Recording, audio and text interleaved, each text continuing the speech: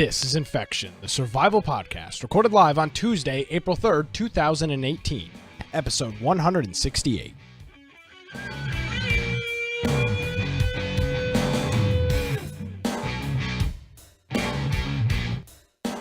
Hello, ladies and gentlemen, and welcome to another episode of Infection, the survival podcast. Infection is your source for the latest information on survival video games. We bring you the latest news, reviews, updates, and more each and every week. My name is Nick Craig. At Nicholas M. Craig is my Twitter handle. infectioncast.com is our website. Joining me as he does each and every week, back the Easter Bunny himself, Brian with an I. Mr. Easter. Mr. Easter, yes. Hey, everybody. Yes, that's me. If you want to find me at Boise Computer on Twitter, of course, you can go check out my blog, biteoftech.com. As I always say, go check out our website, infectionpodcast.com. We have a contact form if you'd like to get a hold of both Nick and I. Also, we have links to our Discord, Steam group. The Steam group's for getting notifications of our live show. So maybe you want to get a pop-up when we're getting ready to start the show. Also, we have our Steam group, which lets you communicate, play games with us. Maybe you want to be part of the game of the week on Friday night. You can go ahead and jump into there and click join server, and it'll take you right into there. And mobile apps, they have a web-based app, Windows and a Mac version of it. So it's really easy to get in there, and it's all free. Also, we have our YouTube, our Twitch, and links to all our different podcast forms. So maybe you're looking to find us on the road. If you have your favorite podcast app, maybe you listen in your car, you listen on your phone. If for some reason we're not listed in there, make sure that you let us know so that we can go and get listed on those. If for some reason also you were listening on something and for some reason we drop off, make sure you let us know of that as well, because most likely that is not intentional. We should be listed everywhere that podcasts are at. So as I said, let us know. But it's a really easy interface. We've got it for TuneIn, Stitcher, Google Play, anything Apple, Android. We can also email you every time there's a new episode. I actually do that. It's Yep. my pre-check before I go to bed on after the Make show. sure all posted. I make sure I verify I have my email, and that's a good way to do it. So you can do all that infectionpodcast.com. Well, Brian, how was your Easter? Anything crazy? Nothing too crazy. The day before Easter, so my dad has like 100-something-year-old building where his office is at. Yeah. And so he was replacing the sod there. So I took my metal detector and we on Saturday went metal detecting over there. Yeah. We found some coins, found an old key, Nice. things like that. But a real life video are game. still sore. It's like a real life video game. That's cool stuff. It was so much squatting and like digging and stuff like that. My legs are killing me. It's like LA Noire, but except no crime fighting. But you had a metal detector. And so what they're going to do is now rototill it before they put on new sod. So I'm going to go back on Saturday after they've rototilled it, because with a plot that's one of the original houses in Boise, for that time. It'd be from the times of horses and everything else up until now. Yeah, they don't have horses anymore. They don't have horses anymore. The times of horses. Yes. I mean, there's horses in Boise probably more than New York, but so we'll do that. So that hopefully we can get some of the things that may be farther buried down. Yeah. Maybe find some cool coins, or who knows? I'd like to find maybe some jewelry. Some you never doubloons, some rare. Well, I don't know if we'll find any of those. I mean, I don't know. I think the oldest I found, was a 1919 nickel, if I remember correctly, or a penny. If I remember correctly, I believe Christopher Columbus sailed his ship to Boise, Idaho. I believe that's how that's how the story went down. So Boise still has the original cabin that was built here. Really? They have it to where it's how you would figure they would cover it or something, but it's out in the elements. It's the original cabin. It's 100 and whatever years old. And it's still sitting in the middle of Boise, next to the side of the road. And they have a plaque out there and everything. You figured they would cover it, get it out of the weather. Well, what the hell? I mean, there's no point of preserving something if nobody can ever see it. I mean, that's just stupid. Well, but I'm saying maybe just put a thing over the top of it so the rain doesn't land on it. Gotcha. Protect the wood, because eventually that thing's just going to rot away. Well, it's not going to last another 100 years. Enjoy it while you can. That's all I can say. I'm sure they do some sort of maintenance on it. Yeah, I'm sure they do. So I'm jet lagged. Well, I'm not even. I didn't do time zones, but flying is quite a task. And my day kicked off at about 4:30 this morning. So I hate those early flights. to say I'm tired is an understatement. But I've got a lot of exciting stuff to talk about on the program this evening, and hopefully we'll. Not hopefully we will get through it. But first, before we get into anything, Brian, I've got to ask you. I don't know any information. I haven't talked to anybody. I'm asking this genuinely. I'm not being a smartass. How was RoboCraft Royale Friday night? Actually went really well. Okay, perfect. I'm so excited. The first couple games, like the first game or two, was kind of frustrating because didn't know what's going on. You know, most of us didn't really play RoboCraft in the first place. Played a little bit, and you didn't. There was no explanation of here's your goal through the game. So the first game, we were all like, "Oh man, you know this is stupid." We died really quick, and then we played a couple more games. We're like, "Okay, let's just put in a few more games." And then by the end, it was actually quite a bit of fun. We went through and you kind of figure out, okay, well, here's the goal is not to upgrade your weapons on your vehicle or anything like that. It's to actually upgrade vehicles. And so once you kind of learn, okay, here's what to look for. Here's where upgrades are.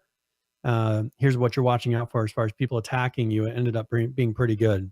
So like the last game, Musty and I, we both won. We were teaming, we were cheating, but Banned. and so we ended up just killing each other at the end. But it was a lot of fun to drive around. And once you understood it, so the first two games, like the first game was like, oh, this is just stupid.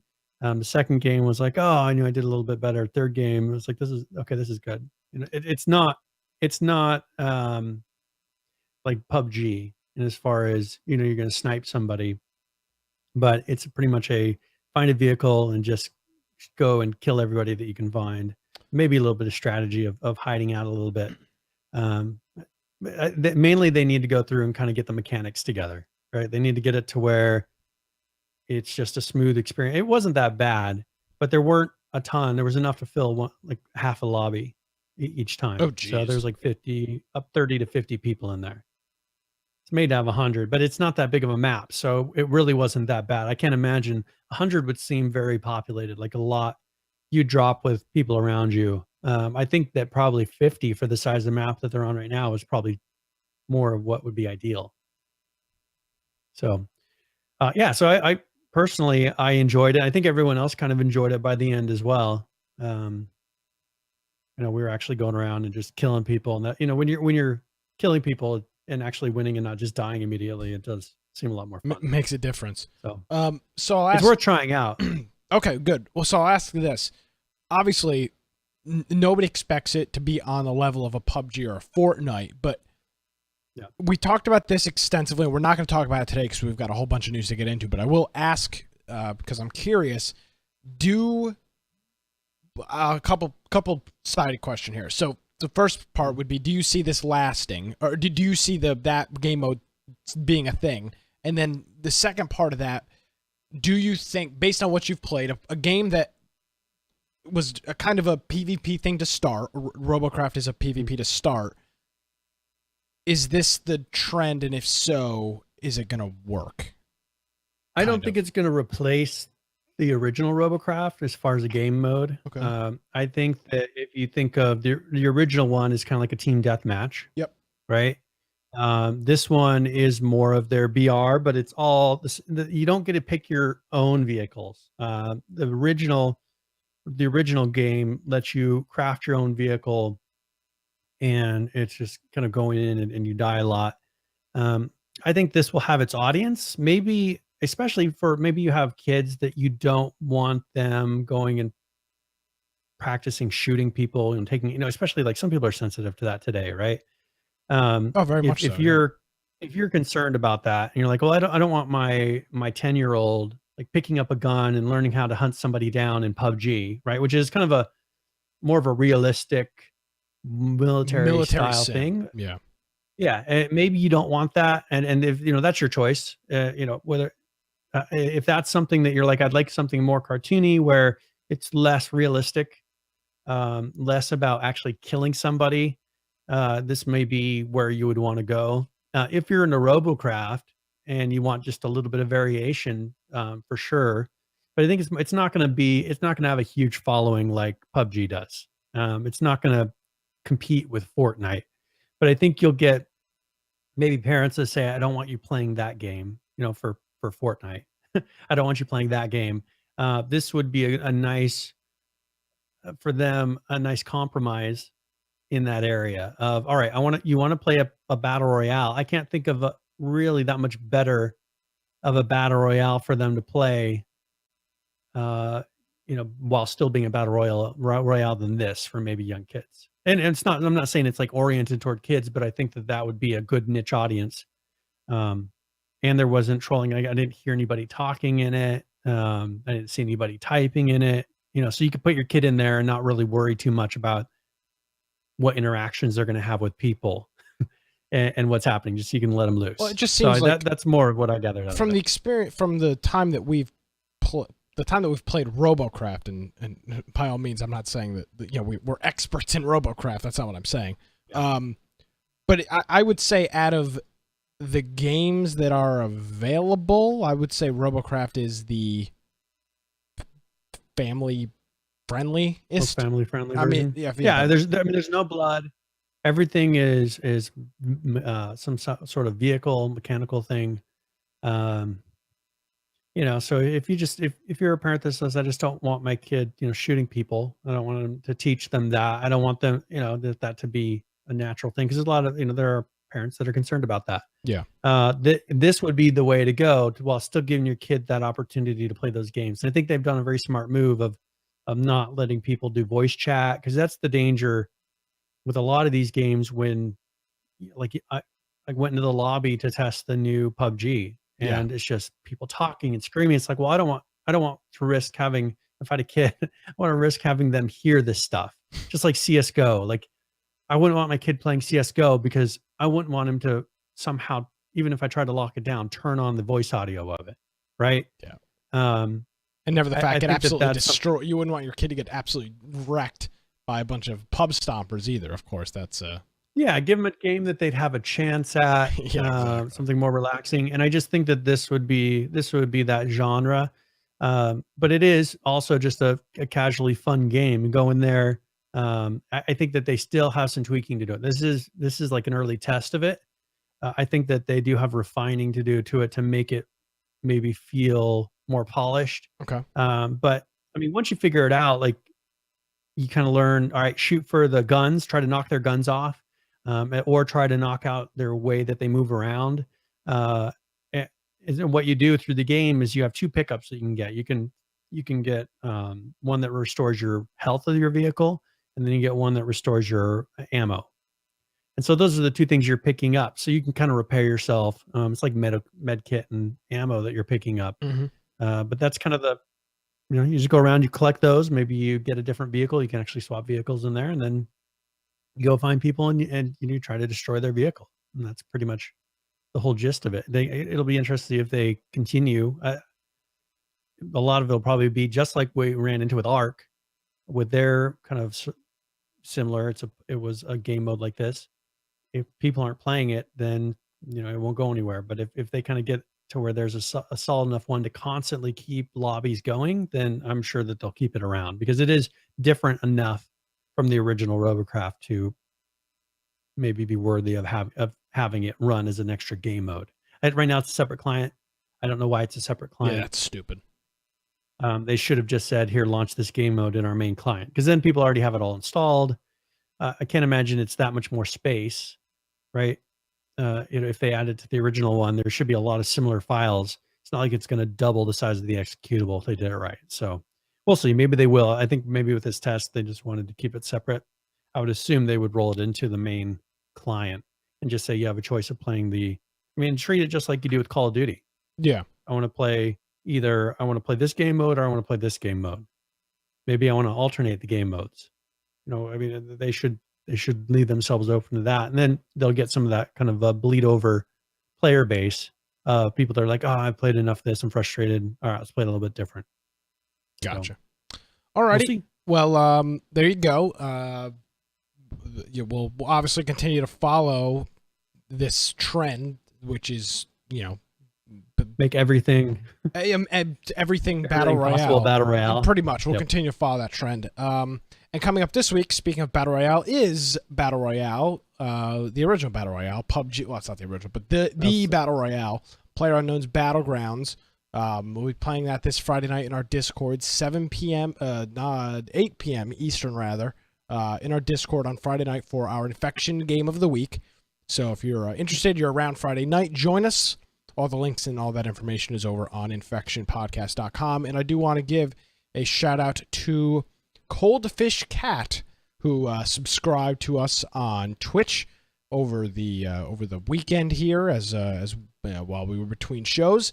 And you can support the program by giving us your Twitch Prime affiliate if you have an Amazon Prime membership, or just doing a regular subscription, as well as some other stuff that we'll talk about as we move on with the program this evening.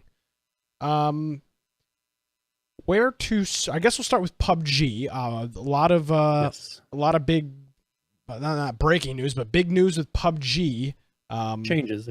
Changes, updates, and new things as we continue here. So we've got their PC update number 9, and there's a couple of I've lost my mouse there. There's a couple of things in here that is pretty cool. You can now spectate your killer by clicking the watch button on the match result screen after it's over. Wink, wink, Fortnite. Which is like a key. When you die in Fortnite, that's actually what happens. You instantly are spectating the person that killed you. And if they're dead, it's the person that killed. And this isn't solo because that's the issue. Is I think originally they were thinking in groups. They don't want you spectating the person that just killed you and telling your team everything they're doing. But in solo, it makes total sense. It's not like you're going to be telling anybody. The game's over. And your I think that this. Yeah, your game is over, so there's nothing really else that you can do. They did have spectating, but it was for your teammates before. I think this is a nice natural progression. And this makes sense for solos. It makes a lot of sense. And part of that as well is if you get killed by the blue zone, red zone, or from falling, you will spectate the nearest player to your death location, so there'll be something else to see with that. When a player you spectate dies, you continue spectating the killer of that player. Again, wink, wink, Fortnite. And then for the duo and quad killer spectating, it's the same as above, but you can only spectate the enemy team after all of your team members are dead, of course. People ghost anyway, but you don't want ghosting. You can report a player you are spectating in the killer screen by pressing R, and if you click a death cam, you won't be able to use the killer spectate mode. So you get a choice when you leave the game. You can watch your replay of you dying, or you can spectate the person that killed you. And I do like that you can report the person that killed you from the spectate screen, which I think is pretty cool. A change to the UI is the default setting for voice chat has been changed to team only. You can go in and adjust that if you need to.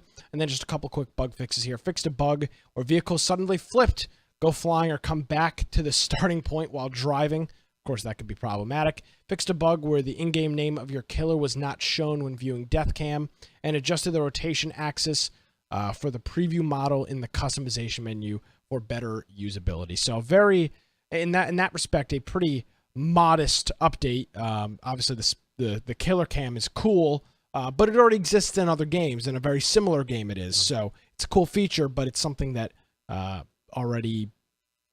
we've all seen. Anybody that's games played are now Fortnite. just playing catch up with each other. They're pretty much looking at the feature list of these other games and saying, "Oh yeah, let's implement that." And if you remember, Brian, right when PUBG, right when Fortnite rather came out, announced, said they were going to be making a battle royale style game.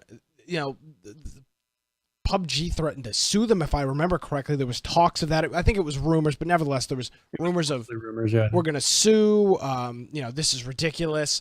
But they stated that there was concern that because they were using their product, that there would be a conflict of interest. Something along that line.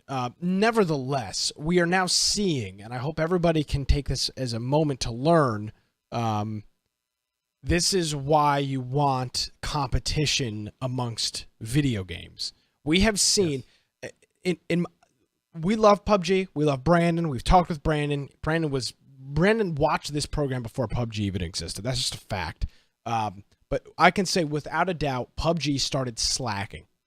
They absolutely did. They were very content with where they were. And guess what? There's no problem with there's not a problem with them being content. They had slacking in a sense that you got to think of the time frame. Yes. Though. PUBG was very quick. So for us, the slacking versus compared to maybe H1Z1, what we would call slacking, very different things. Well, so I guess let me clarify that because you make a good point. I sound like an idiot.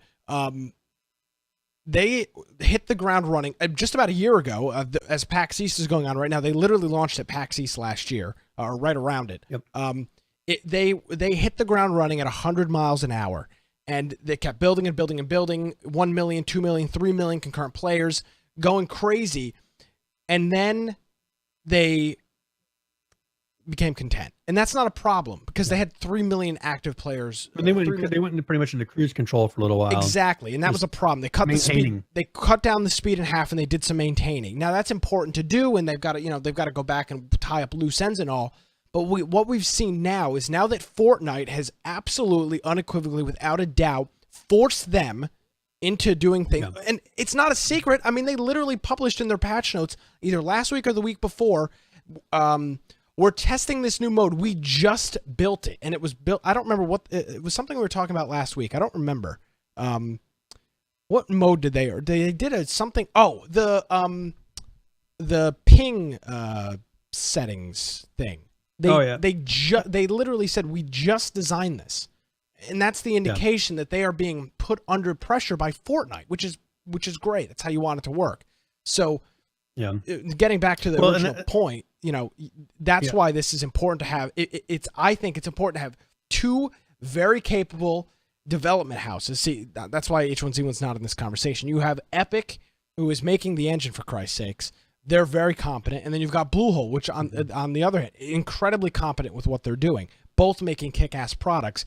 That's the kind of competition you want. The cream will rise to the top. And in this case, neither of them are going to fail per se. But you're seeing with these updates now, PUBG is now on the money. They have got to keep these updates rolling out. Stupid stuff like this, this killer spectate, this isn't a key feature that they want to bring into the game, but Fortnite's doing it, Epic's doing it. They've got no choice but to bring that feature into the game. So we're seeing how it's a ping pong match back and forth. They're just hitting it. They're just going to continue hitting the ball back and forth until whenever. My concern, so speaking of PUBG, my concern right now is that they started out, I think they kind of rushed it in the beginning. And if you look at the way like their player mechanics and everything are, it's just not nearly as smooth as what you have with now. People realize, it's not the engine that's broken. I mean, there's some games you play things that are done on CryEngine and things like that. And you're like, okay, this has wonky movements, or this has this wonky thing happening with it because of the engine. I think that we had Epic turn around and put out Fortnite and here's the example of how it should be. And there's no wonky movements. Movement is very smooth in Fortnite as far as, it's made exactly, it acts exactly as I think they intended. I would say that they kind of rushed out and did somewhat of a hack job of the movement system for PUBG. And I know that I've seen in some sort of notes somewhere, I don't remember if it was a tweet or somewhere else, discussions that they are redoing that system. But I think that is very frustrating when especially for streamers, where they're trying to do very articulate, just watch Fortnite. Now that you've had an experience to play Fortnite on the mobile and things like that, I think you have a little more appreciation for how quickly that game moves, and how, if you watch streamers play, just they're building and doing such quick movements, rapid things, left, right, up, down, and I don't think that would be possible in PUBG. Even if they had a building system like in Fortnite, you couldn't move your character fast enough and rotate and jump and do all those things because you get locked into animation cycles and all these crazy things. You don't see that in Fortnite. And so I think that kind of has set a bar for where PUBG needs to get, and other similar games that are using Unreal need to get with their movement system, that everything should be fluid. Like when you're running and jumping and then maybe you turn your character, you shouldn't get locked into an animation, and then maybe you do some sort of an emote. Like there should be no getting locked into an animation that makes you then slide along the ground and do all these crazy things. Yeah. And I think it's just because of lazy development, or maybe, Epic made the engine, so they have people that know everything about it. PH brings up that point. But the thing is that shouldn't be an excuse in the long run. If you see it and realize, oh, well, we're not taking full advantage of how this engine operates. Maybe we should look at our system, which I think they've done, as I said.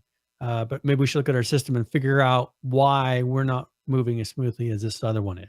Well, because I think the capabilities are all there. The capabilities are all there, and you've got to remember too. They built this game at the beginning, not knowing what it was going to turn into and not what it was going to be. So at some point, they're going to have to. It'll be their priority at some point. It's on the list. It is. At some point, they're going to have to take a break from updates and say, "Hey guys, we're taking a break. This is what we're going to be doing. Let's clean up our code." And guess what? That's when it was a hack job. I think in the beginning of let's throw this together. I mean, not to say hack job, but I think they made it with the knowledge that they had at the time of the engine and people that were able to do it. They were going much more recent. They're going 1,000,000 miles an hour. They're doing PAX East. They're doing all this stuff is all happening at the same time. They're working their tails off. And with that happening, there is sloppy code there. We've seen it with ARK. I mean, we've absolutely seen now with ARK that they've had the opportunity to release, as you call it. They are now going back, and I mean, we've read the patch notes. Some of them we haven't read because they're so incredibly boring. They are literally just going through and just fixing stuff that they just botched together at the beginning. And that's fine. I mean, that's part of this rapid game development. And I guarantee you, if you look back at the Fortnite code, the first stuff they were doing, there's a whole bunch of janky code in there too. And part of early access and part of this development process is get it to a good point. But at some point, PUBG and Fortnite, specifically PUBG, it's been out a longer, they're going to have to tap the brakes and say, okay, let's work on some old systems, some old things that we found this backwards way to do it. Let's figure out now we know the right way how to do it. Let's fix it. But the problem is, now that you've got somebody breathing down your back in terms of another game, it's going to be much harder for whoever's making those decisions to say, oh wait, just stop trying to innovate, stop trying to catch up or come up with the next greatest thing for the battle royale genre, and let's work on your jumping mechanics or some other crazy stuff. So we'll see what brings up another point. He says, here they were originally, it seems like they were trying to copy Arma, which is what the original mod was based off of. If you look at some of the movements and the key bindings and all that, it's based off of Arma. But if you go look at the movement system and the way that the characters move in Arma, that's not what you want to copy. And I think that originally the bar was Arma, and you're like, okay, well, it feels kind of like Arma, right? So people that play Arma are going to be able to transition over to this and feel content. But I think they realized that that's not who's playing the game. I mean, there are people that played Arma playing this game. Yeah. But you've got tons, a very large majority of people have never played Arma in their lives. And so I think that they want something that feels more like a natural game to play, not something that's a copy of Arma. They want something that feels natural. They can pick it up and just start moving and not have to figure out, okay, well, I press F. Okay, what do I press? Like, I think they're realizing they need to just make it as its own, and get it to where it just feels like a quick, fast-paced, competitive shooter, which is, if they're going for competitions and stuff like that, that's what you want. You don't want, as you said, a sim. Well, and this isn't meant to be a military sim. And speaking of going fast, competitive shooter, we've got the new map is out and it is playable. Its codename is Savage. Now it says codename Savage, which is the indication to me that it will likely actually change. That won't be the name of the map. Different name. It could not be. We'll see what happens. But the new map is out, and if you own the game, there's a website you can visit. All the links will be in the show notes on infectioncast.com. There's a link that you can visit to get a key. Streamers have keys. They've been giving them out on Twitter, a whole bunch of stuff like that. Now, I'll ask you right off the bat, Brian, did you have a chance to play play this Yes, the new yes, map? I did. Okay, perfect. As did I. So I've got some pictures here, but for some reason I'm having an issue pulling them up. And I have a couple pictures as well. Okay, I'll do my best. there. I'm gonna get some of this stuff pulled up here. So I went through and they have a page that they put up there, and I put a link to, first of all, the map. One thing you'll notice with the map is that it's smaller, which is the intention. It's smaller. 4x4. Everything is closer together. Everything is very evenly spaced. I think their goal is to kind of give people options to just kind of spread out enough around the map, not all be forced into one place. You do have your primary cities or loot locations that you want to have, but they make consistently, I mean, almost as if they're putting them on a grid, little loot spots throughout the whole map. So it's trying to attempt to create a much faster paced, shorter. And I think personally, I think this is in preparation for mobile. I think that this map is creating, I mean, they're making it, testing it, doing it on the PC, but I think that this is being tailored for the quicker, faster paced mobile version that's not going to take so long to do. Because when you're playing mobile, you don't want to play a 45-minute game all the time. Maybe you don't even have enough battery life left to be able to play a 45-minute game. I think that this is going to be the quick mode, a quick game mode for mobile.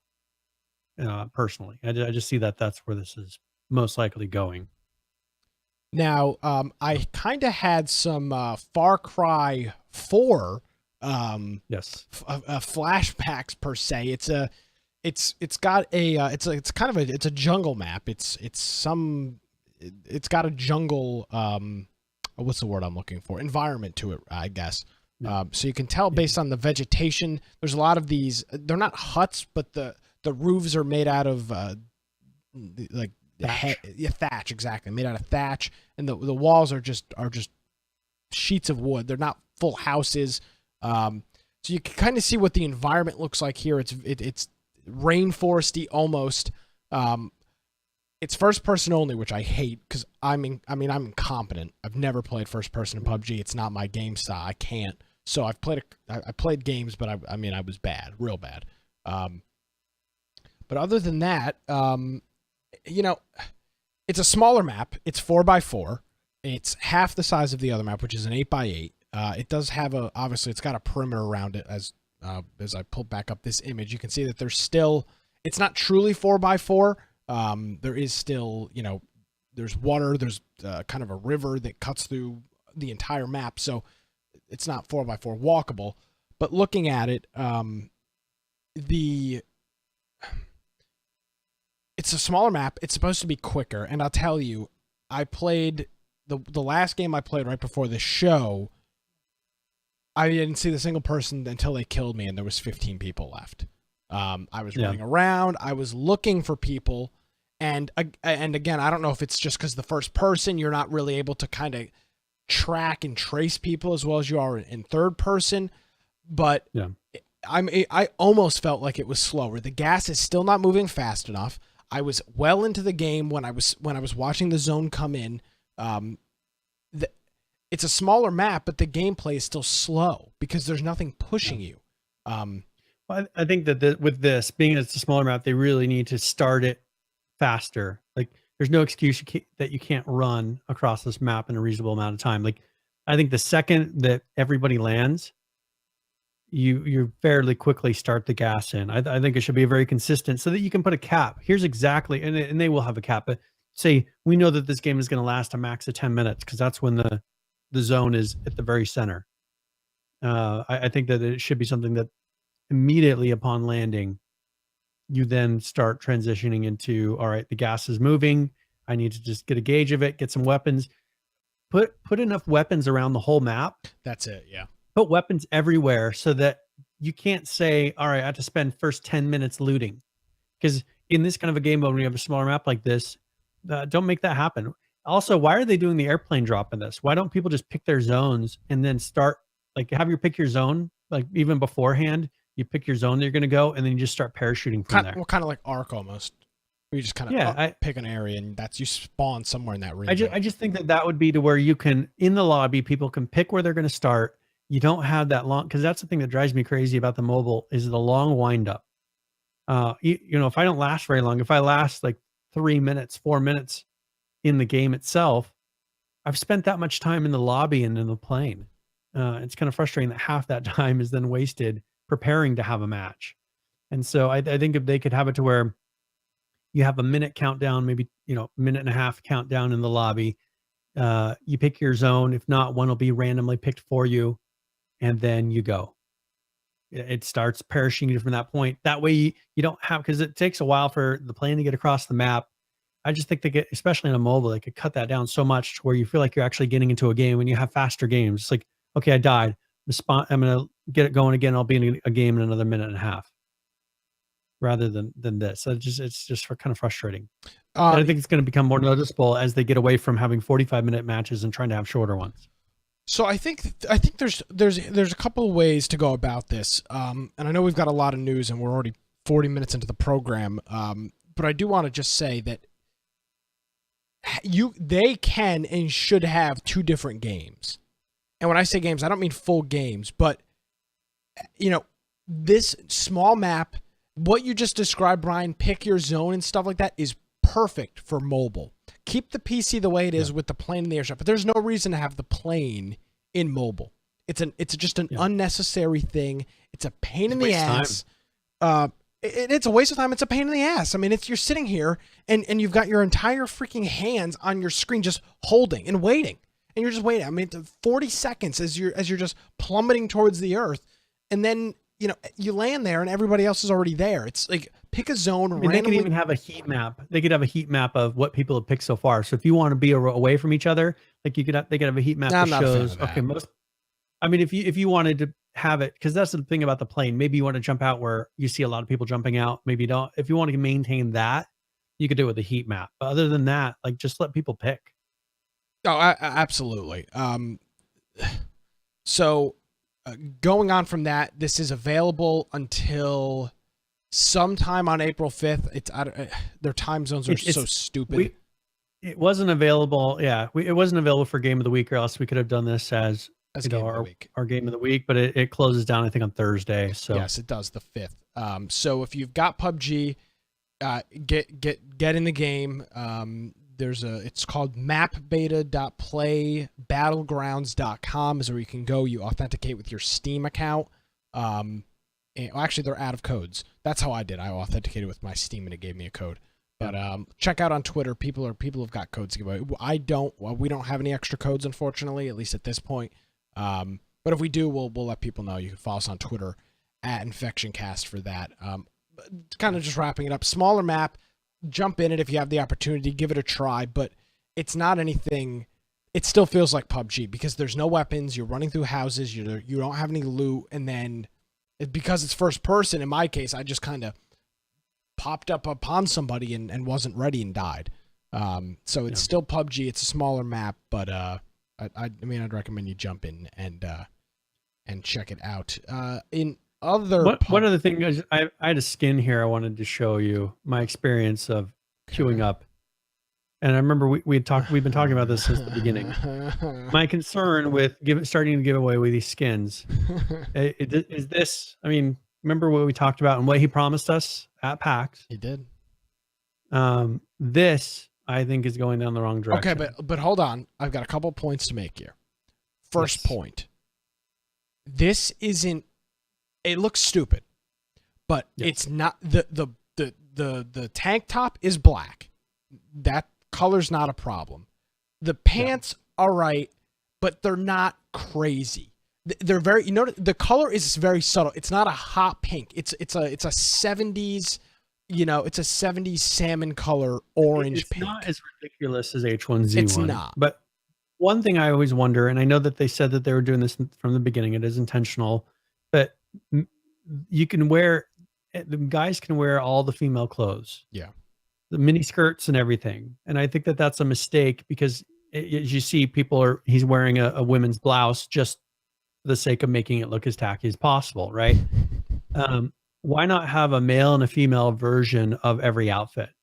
if it's, I mean, I don't know how you would counter a mini skirt on some random dude. I know this is triggering PH, but you know what I'm saying? Like this, I think that they could just maintain this feel of having, you know, what we call them wife beaters. I don't know what. Yeah, I mean that's what I call. No, that's what I call them Yeah, as well. Yeah. the wife beater shirt versus that tank top. Like you could create an exact example of the two and not have guys wearing bras. I mean, so at this moment in the game, if you can imagine with me, we're in the lobby and some little 12-year-old is yelling, someone took my bra I dropped. I want my bra back. Some little 12-year-old boy. I assume, I don't know, I shouldn't assume, but he, you know, he's sitting there screaming that, and this person picked up the bra, you know, as he was calling his bra, and put it on. So this is as I was speaking, you know, if you don't want your kid a part of the lobbies, you know, don't have them play these sorts of games. Okay. But this is what you got. I'll put this on the record for everybody to hear. Everybody listen. If this is the line, if this is what it's going to be, I can handle this. This isn't... Is it military sim? No. But is it the most insane thing I've ever seen? Is it the craziest, wackiest skin? No. The colors are still subtle. On the Myanmar, in Myanmar, those pants probably would be damn near perfect with how orange and brown that whole map is. So this isn't anything crazy. Yes, you don't want the guy wearing the shirt. But they need to set the line here. They need to put this and say, this is the extreme. This is like if you have your modeler say, we don't want to go any crazier than this. And if I were Brendan, I would say, I would be like, okay, this is my limit. Like, I know you guys want to have like crazy skins that people buy, but like, here's the limit. And I know that he was a part of, you know, saying, all right, you know, guys can wear the mini skirts and all that, you know, whatever reasons, that's fine. But I think that they need to set, like, here's as bright and crazy as we're going to get. I don't want to start seeing, you know, like this was kind of an 80s theme, right? Maybe a 70s theme. 70s, I remember. Yeah. I don't want to then turn around and say, all right, well, now we're going to have colonial and now we're going to have Western. And like, then you start just getting all these crazy pieces that then you're giving these people the ability to make the craziest costumes in this game that then turn into, and then we turn into, okay, now we have a wrestler theme, just like H1Z1. And then you start having some of those outfits where everybody's running around luchador masks. I hope, as you said, that this is the limit, this is the line. And that it stops here. I would say this is probably the line. Give or take a couple items. I don't foresee it getting that crazy out of hand. But I can totally live and work with that. I mean, it's not pure insanity. So yeah, there you go with that. Now, last week we mentioned a new gun. And that was the flare gun, and we didn't see really a point for it, but now, last week they tested, I'm sorry. The event mode was the thing that they threw together last minute and wanted to test on the test service, not the ping system. It was the event mode that they said, we just randomly put this together because, you know, we're trying to stay up to date with what else is going on. So they're adding the flare gun, to the loot table for the event mode. So it's a special weapon that can be used to call a care pack to your location. Just aim it up, fire the flare, and the airplane will drop a surprise care package on that location. I don't like that on. I wish it was kind of like H1Z1 where it was near in the region. That was cool. That created a lot of contention. That created those gun battles. It did. Now you could look at this from the other side in this and say, okay, well, if you know, everybody in the map is going to know where you are when the airdrop is directly above your head. I can see both sides of it, but one of the systems I really liked with H1Z1 was that airdrop system, because you didn't always guarantee it, and those are real money at the beginning. You had to literally pay for those. You could be pissing away like $2 or $3 getting this airdrop, and then a rival clan steals it. That is, it's in there. It was a limited number of flare guns will spawn, and that was part of their event mode. They did it for less than 24 hours. Or was it 24 hours? No, I'm sorry. It was So I think it was 2 days from the March looks of it. 29th through the 1st. So it's 2 days. 2 days, yes. That it ran. So yeah, so some of those pretty short, but I think it'll be just the beginning of, it's the beginning of getting that variety in there. And I think that's the tough thing. They're trying to maintain their streamers, right? Streamers are just kind of bleeding over to Fortnite right now, just like they bled over from H1Z1, because streamers want variety. They can't do the same thing for 8 hours straight every single day and always keep everybody entertained. So I think people want this variety of having something different in games, or given the option of having something different. So just because you want to maintain those people. And Fortnite, as I said, you look at the building system, there's a lot of just crazy things happening. Like it keeps the eyes of the viewers busy because there's just so much going on. And I think that has a draw. It'll be interesting to see if that's a long-term draw. I think that games like this, where they don't have that constant action, they're going to have to kind of create other possibilities to, and other things for them to play, just so people don't feel like, okay, well, I'll just watch someone play PUBG for 4 to 8 hours of doing the exact same thing. They got some good kills in there, but it was the exact same thing for all 8 hours. We've got our buddies from the Hot Drop podcast in here, and they're saying it drops right on you as we were talking about. Things get hot quick. The difficult thing was that it was. But I think it drops slowly. So. Yeah, he says hot quick, meaning like once you call the airdrop in, things happen pretty quickly. It's on Myanmar, which is obviously the desert map, which is hilly and uneven and tough to drive quickly across, but it solves the issue of slow mid game. Which this is it's an interesting concept of maybe this is their way of dealing with. We were just describing this even with their new map, which is small, the slow mid game. Once you've got guns, what the hell do you do? So maybe this is the solution. That's what kills streamers that aren't like. I mean, if you look at what Dr. Disrespect did, because I suck at the game. It's just I can't.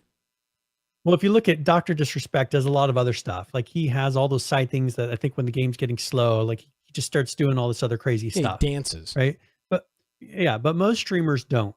Most streamers, you look at Shroud and gamers like that, like they're not standing up and dancing and doing crazy stuff. They're not doing a bunch of stunts. People are watching them just because they're really good. Well, if there's periods of time where they're just running around and even trying to find people to kill, that's kind of taking away from the streaming experience that they could provide. They need something happening constantly because they're not entertainers so much, right? They're just really good at the game. I think, and most of us, like you and I, like if we went in there, we're not going to be like Dr. Disrespect, just going crazy and slicing voices and slicing and dicing, and just doing all this crazy stuff. Like we would have people, okay, we expect them to come in there and watch us play, and we'll talk to them while we play, right? And I think that for the people that are more that style of a streamer that maybe are just really good at the game, this will help break that up to where it's like, all right, I'm going to shoot this. We're going to bring some people in. We're going to get it to where, all right, right now I'm having trouble finding somebody at the slow part of the game. Let's shoot up a flare. Let's get some instant action to this spot. And I think that'll be more the goal. Not necessarily for what's in it, but for the action it's going to draw. So yeah, there you go. So they're doing these events. I wish they would space them out a little bit longer. I understand why they've got. I mean, they did it on a holiday. First of all, they did. Yeah, they literally did. It. I was incapable of playing. My laptop won't play PUBG at anything that's worth playing. So I was even if I wanted to, I was unable to play this. So I get it. But I wish they'd give it at least a week per thing. It's a big thing. I mean, like this map, for Christ's sakes, it's out less than 4 days.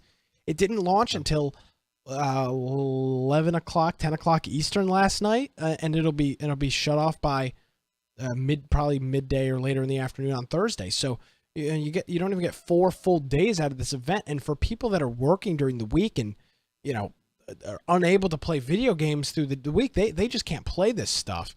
So I'd love to see at least 5 days on everything, and start at midweek. Start it on a Wednesday and let it run through the weekend. Well, one thing too is the notice for this. They put it out on the day that it started. They didn't announce it beforehand. So on because it says here it posted on the 30th I think that was on the 30th Korean time. I'm assuming that date is based on when they posted it in Korea, right? Because Yeah, I'm it not sure. started on the 29th in the US. But the thing is they posted it on the day it started, and so if you're not watching something, like you didn't know that this was happening until the day of. So the thing is it starts on the 20th, 7 p.m. at Pacific time, but it was March 30th, 11 a.m. I think Korea Standard Time. Okay. What is that? KST? Kind of that Korean time. Yeah. Korean Standard. Yeah, Korean Daylight or Korean Um, Standard. and so that's the issue is they didn't say, all right, tomorrow we're going to do this, unless you happen to be sitting at your computer on Saturday, waiting for and just watching the internet. You wouldn't have known that this was going to even happen. Yeah, and that's kind of Fortnite does the same thing. Where they'll just pop up over game mode for 4 days. It's cool if you got. It's cool if you've got the opportunity to do some of that stuff, but I mean, midweek. I mean, I have to. I really have to try to get into that stuff midweek because I want to play more than just one game. Because one game doesn't tell me anything. So, with that, if keep an eye on our Twitter and their Twitter because this stuff just goes and comes and goes. And Fortnite does the same thing, and it's just a little bit annoying. But we'll see. So, I guess that's it for PUBG news. Since we don't actually have it in, we'll get to that later. Never mind.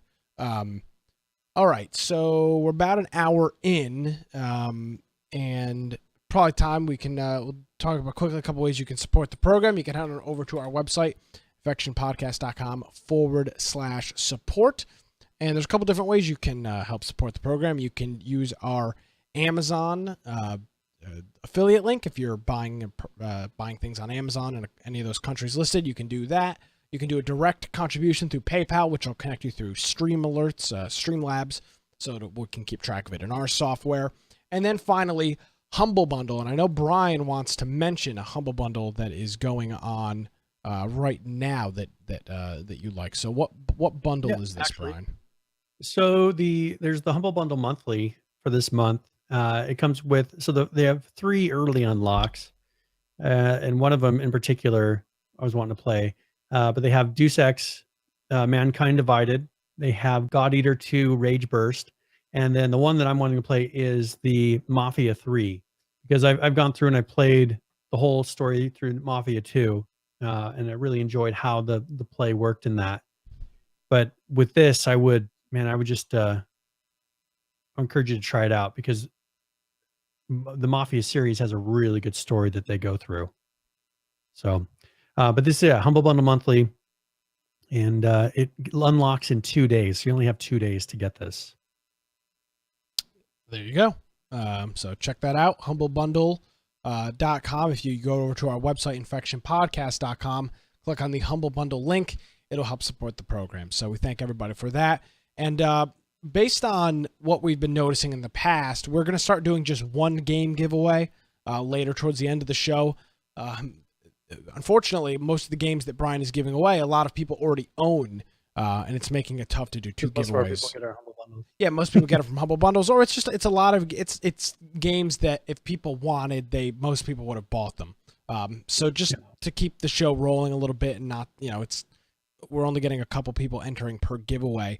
We're just going to do one larger giveaway, one full giveaway at the end of the program, and we'll do that just like we normally do. But we'll for at least the time being, we'll be putting a halt on the middle giveaway. But still, if you're out there listening to the podcast, which we know you are, tuning in live, you can catch up on some of this stuff. So that is PUBG. Let's talk about ARK.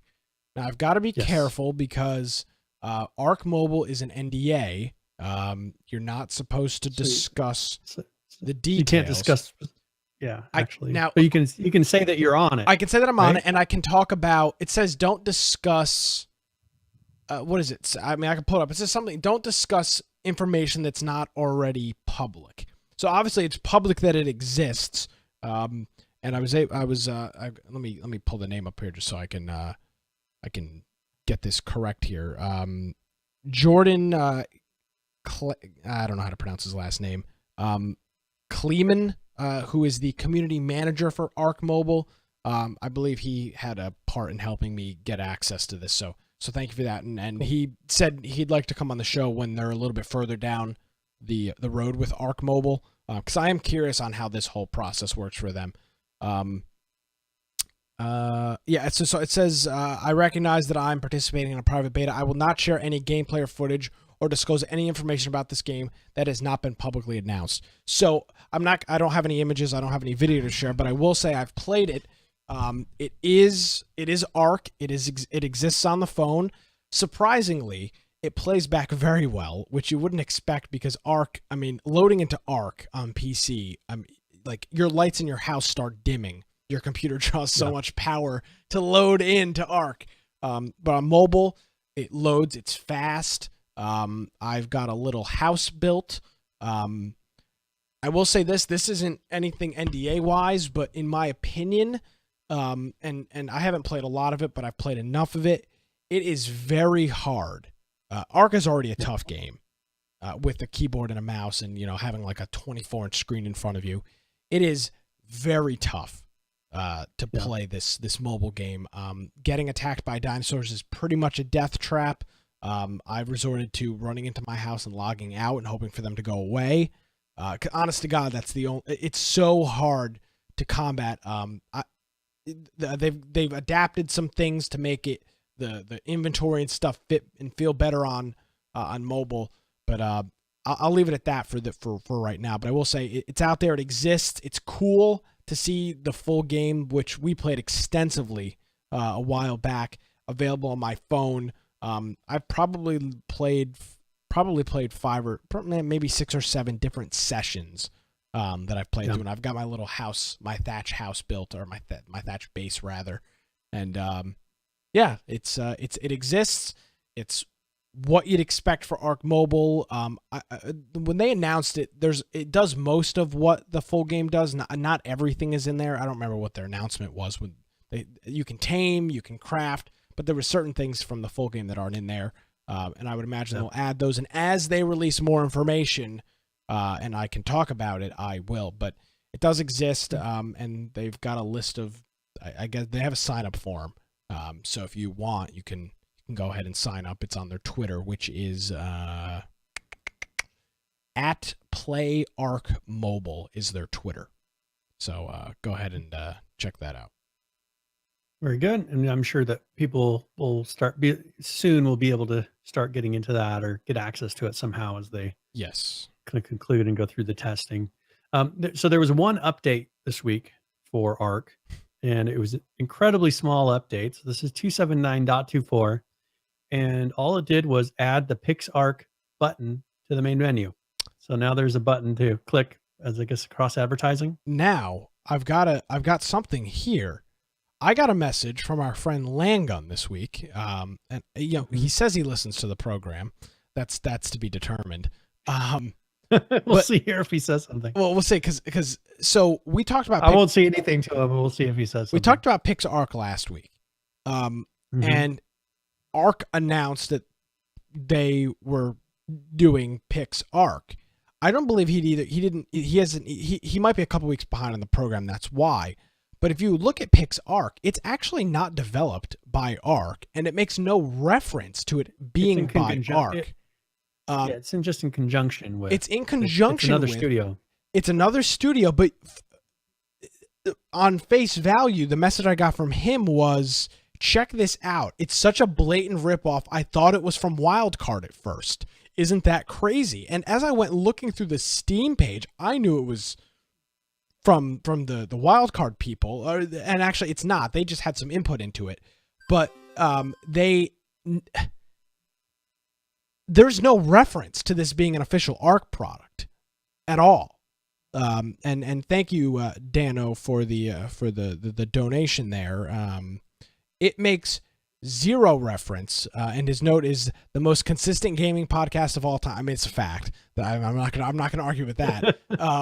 So thank you for that, Dano. But no reference. I mean, about this game, welcome to Pix Ark, a vast, wild world filled with vicious dinosaurs, magical creatures, and endless adventure. To survive in this mysterious land, you must tame creatures both ferocious and cuddly, craft high tech, yada, yada, yada.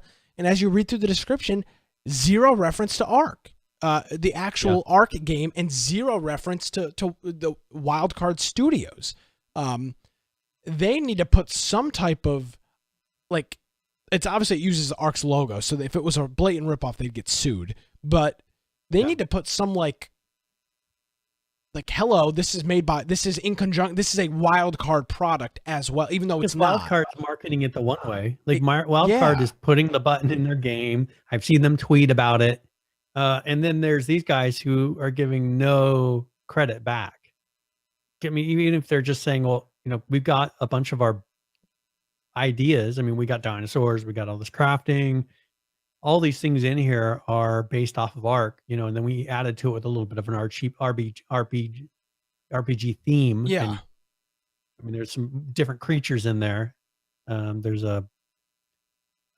just, as I said, cuddly creatures. Well, there's more like magic and stuff like that too. It's RPG-ish. But they've definitely got to get this sorted out, because if you didn't listen to this program, don't follow them on Twitter, and came across this in the Steam store, the very primitive research I did, there is zero indication whatsoever that Wildcard had anything to do with this.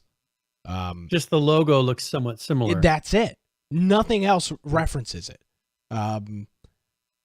I mean, you scroll through the read more, it's just images. There's nothing. And then it says more games like this. Ark is one of the games like this. So if anybody from the Ark team is listening, something's got, I mean, just a disclaimer, in conjunction with Wildcard, which Wildcard gave input on it. They didn't build it, but this, as I got a message from this week, it looks like such a blatant ripoff, and that's not if they're promoting this product and PixARK is promoting Ark, and this is a collaboration, which clearly it is, because they gave them the licensing for their name or whatever.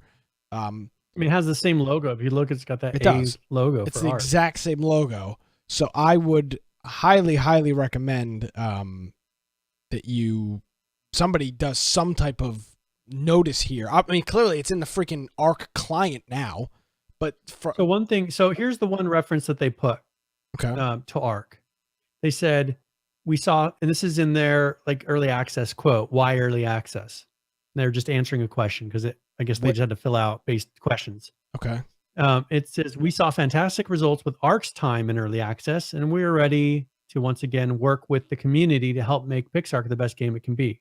That's the only reference to Ark that I see through this whole thing. And that's not even on the homepage. I mean, I'm looking at the Steam store page, and there's just no reference. See where it says early access? It's like a blue box. Oh, yes, I see you have to read into that. Oh, like, it's the third line down. Like, that's the only mention of Ark through the whole thing.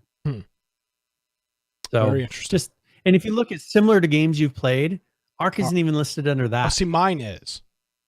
Mine, it isn't. Interesting. So you figured that would be automatic. Like, this is... Yeah, one would think. It's got Conan and Life is Feudal MMO is what this is similar to me. I mean, okay. Mine is Ark and Portal Knights. But I just kind of a note, keep aware that the PixARK is somebody from Wildcard is having input, or somebody's working on it. It's not a ripoff. It's not a completely standalone product. There's some type of cross promotion going on there. So just kind of a PSA, be aware, when you're looking at this. And it is confusing. Somebody screwed up here royally, because that's just stupid. It's just stupid beyond belief. So that's Ark. I played ARK Mobile, and then that's their update for Ark. Now, this is something, Brian, I feel like every once in a while, somebody listens to our podcast and comes up with a great idea based off of it. And this is something that we have talked about endlessly. And I believe I've said, if there was one game developer, one company that was capable of doing this well, it would be the ARK team. And so far they have not. but it does appear that somebody else is going to try to do that. So this is your thing here. I'll let you intro and mainly this. I wanted to get your opinion of this. Okay. Because they have the whole mod system for ARK Uh-huh. to where people can make, and ARK does have a thing where certain mod developers they give money to. Yep. But here's somebody who makes that offline raid protection for ARK, Survival Evolved, and they are actually kickstarting the mod. And this is the first time I've seen anybody try to kickstart an ARK mod, and it just went up. But I thought it was kind of strange. I wanted to get your input. Like, what do you think of this concept? Someone's making a mod and they're like, because of my work situation, I can't be doing this totally free anymore. If I'm going to keep putting time into it, I need to have some, something to where he doesn't have to work as much at his job or whatever. And so he's actually kickstarting. He wants $8,000, and this is for the offline raid protection mod for ARK. So there's a couple of things here. First of all, I don't even know if this is probably against their terms of service. It may be, I'm not sure. I'm just kind of blindly guessing, and that's what we do here. So it might be against their terms of service in the first hand. Everybody's time is valuable.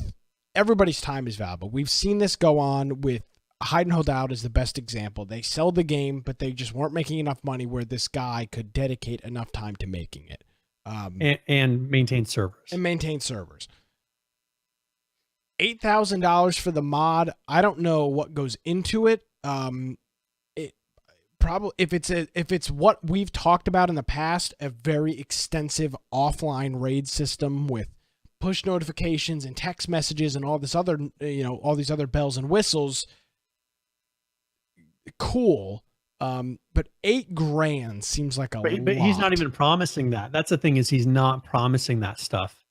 Yeah. It's just a fully functional mod. That'd be where, okay, let's kickstart so that I can put extra things into it. Like, that would be one thing. Let's make it so that I can put in the notification system and do all this. Let's kickstart that. He's just saying, let's kickstart the fact that I keep maintaining it.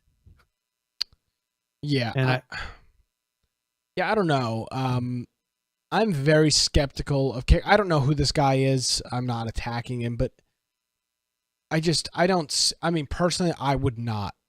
I think this is a really cool thing. It's a really cool concept. But I would not.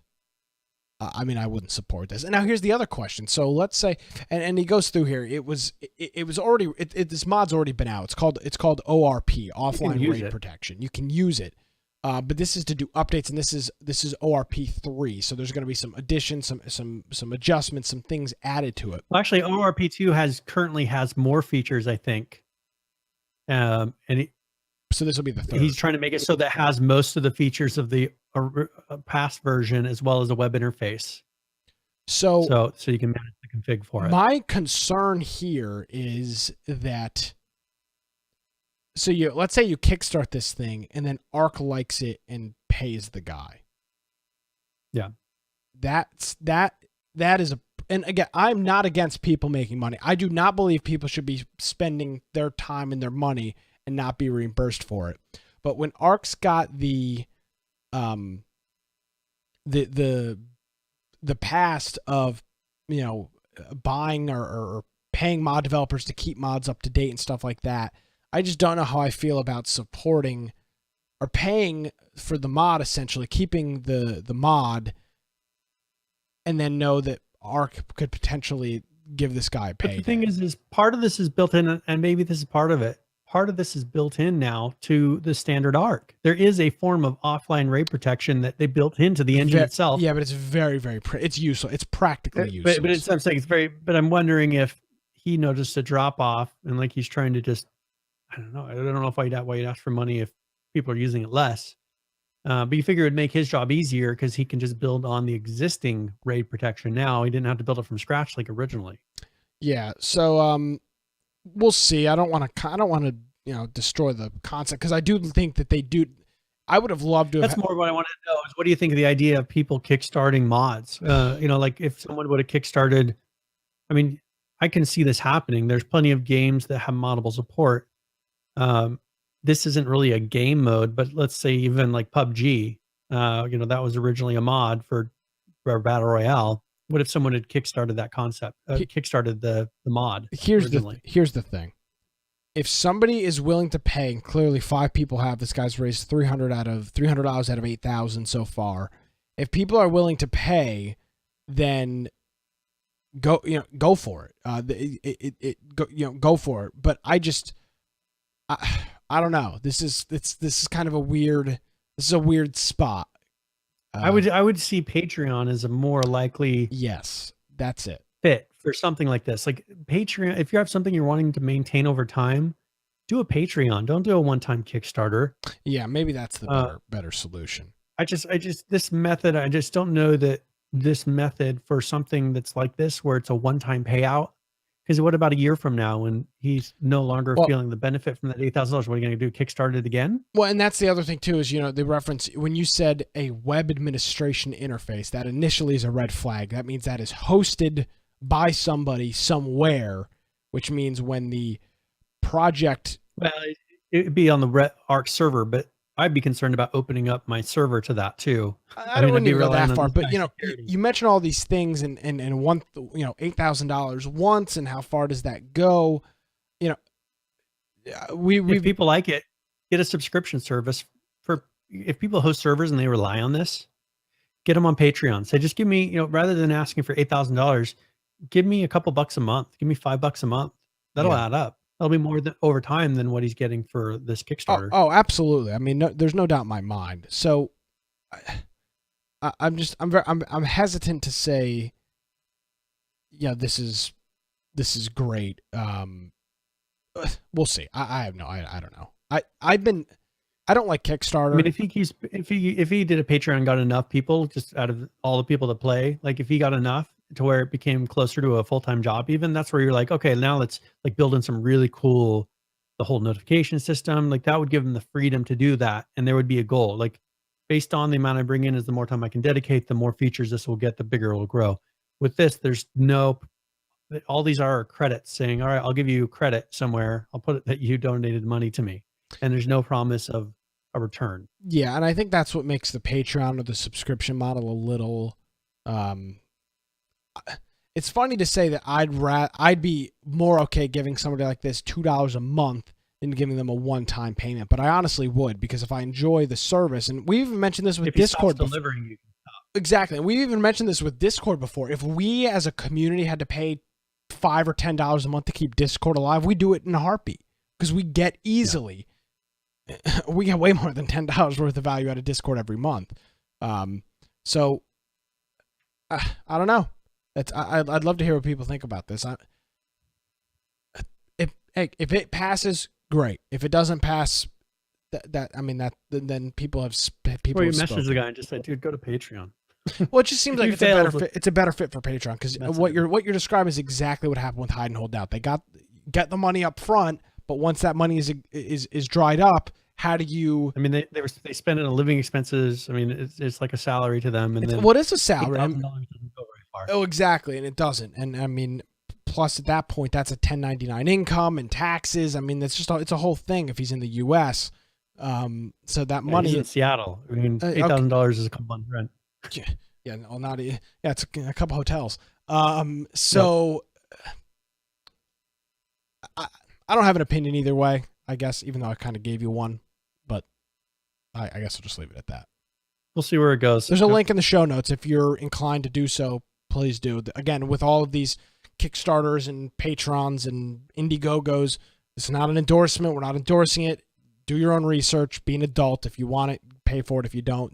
But don't bitch and complain if it doesn't. Yeah, I'm definitely not on this one. I'm definitely not saying go and back him. I mean, if you find enough value in what he's made and you're like, I couldn't live without that mod. Well, maybe that says you should go support him. Absolutely. But, it's not like, you maybe don't even use the mod. Go support this guy to help encourage it. I mean, yeah, I just go check it out. Mainly, I just wanted to bring up the fact because I hadn't seen this yet. This is the first I'd seen of it started mod. So it's interesting to say the least.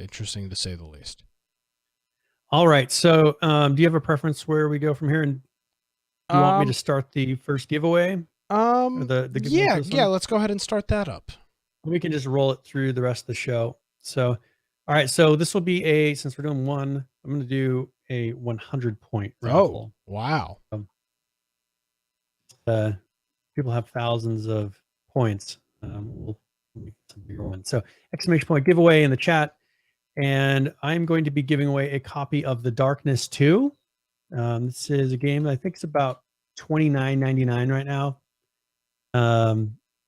on the Steam store. So if you don't have this game, I would encourage you to go enter exclamation point giveaway in the chat. But this is The Darkness 2. It's got good ratings on, it's $29.99. It's got good ratings on Steam, very positive. And it's an FPS action gore shooter co-op dark. So Darkness 2. All right. And if, of course, if you're not tuning in live, you're missing out. Tuesday night, 7 p.m. Eastern, we are here as we've been for the last 166 weeks, as we are on our 167th. And as our good friend Dano said, the most consistent gaming podcast of all time. I mean, I don't know. I don't have anything to say. It's the truth. No, I don't care. I mean, where do you want to go from here? I don't have anything particular. So let's talk a little bit about Mavericks. Yes. What is Mavericks? So Mavericks is an upcoming game that's going to be using this new Spatial OS server technology, and let's talk about Spatial OS for a second, just because this is something that we haven't seen a lot of examples of this yet. We haven't seen it in action. And I think that this, if it delivers on what it's promised to be and what people are saying it's going to be, this will be a game changer when it comes to technology for servers. There's a hint that PUBG is going to be moving to this. And this is something that will allow, for instance, in Mavericks, they're going to be having a 400-player battle royale. And so to do that, I mean, we've seen struggles with PUBG hitting 100 players, just because of the amount of communication and server that it takes up, that we have found them actually compromising we saw this with H1Z1 like crazy. And I've said this a lot. They've compromised in doing checks for anti-cheat and things like that. I don't know if you remember in H1Z1, you could disconnect from the server and you would just continue running for a long ways. And the only difference was that you couldn't open doors and you didn't see new things, as you ran, but you could still run around on the server because it wasn't doing checks to make sure that you were even still there. With PUBG, they don't do checks to say, can this person be punching from this range? Can this shot, should it be able to be hit from this range? Is it going through an object? Because they compromise, because it takes too many resources from the server to be able to check all 100 clients. And that's a key for people that aren't, and we've talked about this before, but I just want to stress the point, and I'm not fanboying over PUBG, but there is so much data that they need to check, like what Brian is mentioning, kick, punch, do whatever from any distance. There's so much data that they need to check, but they've got to decide what is the most important data, which is location and stuff like that, magic bullet. That's the stuff they're trying to cut down on.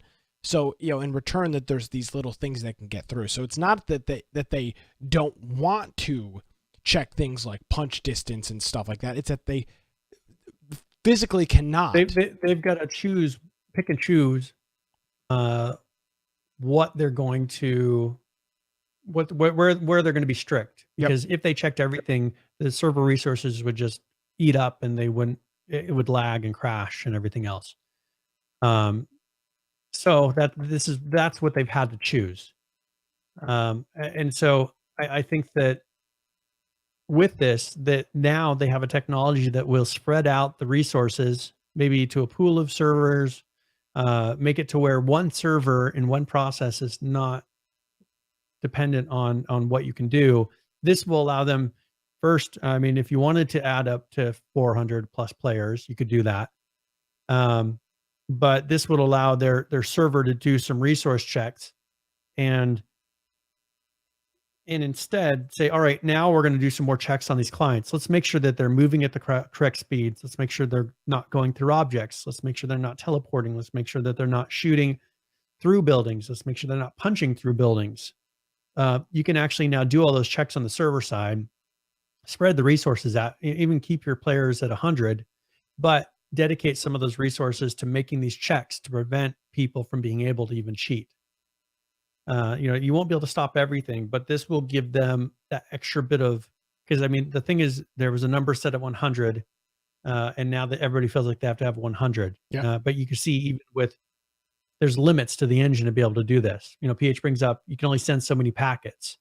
But if you get a pool of servers that have more internet access, it's not limited to 1 gigabit connection, let's say.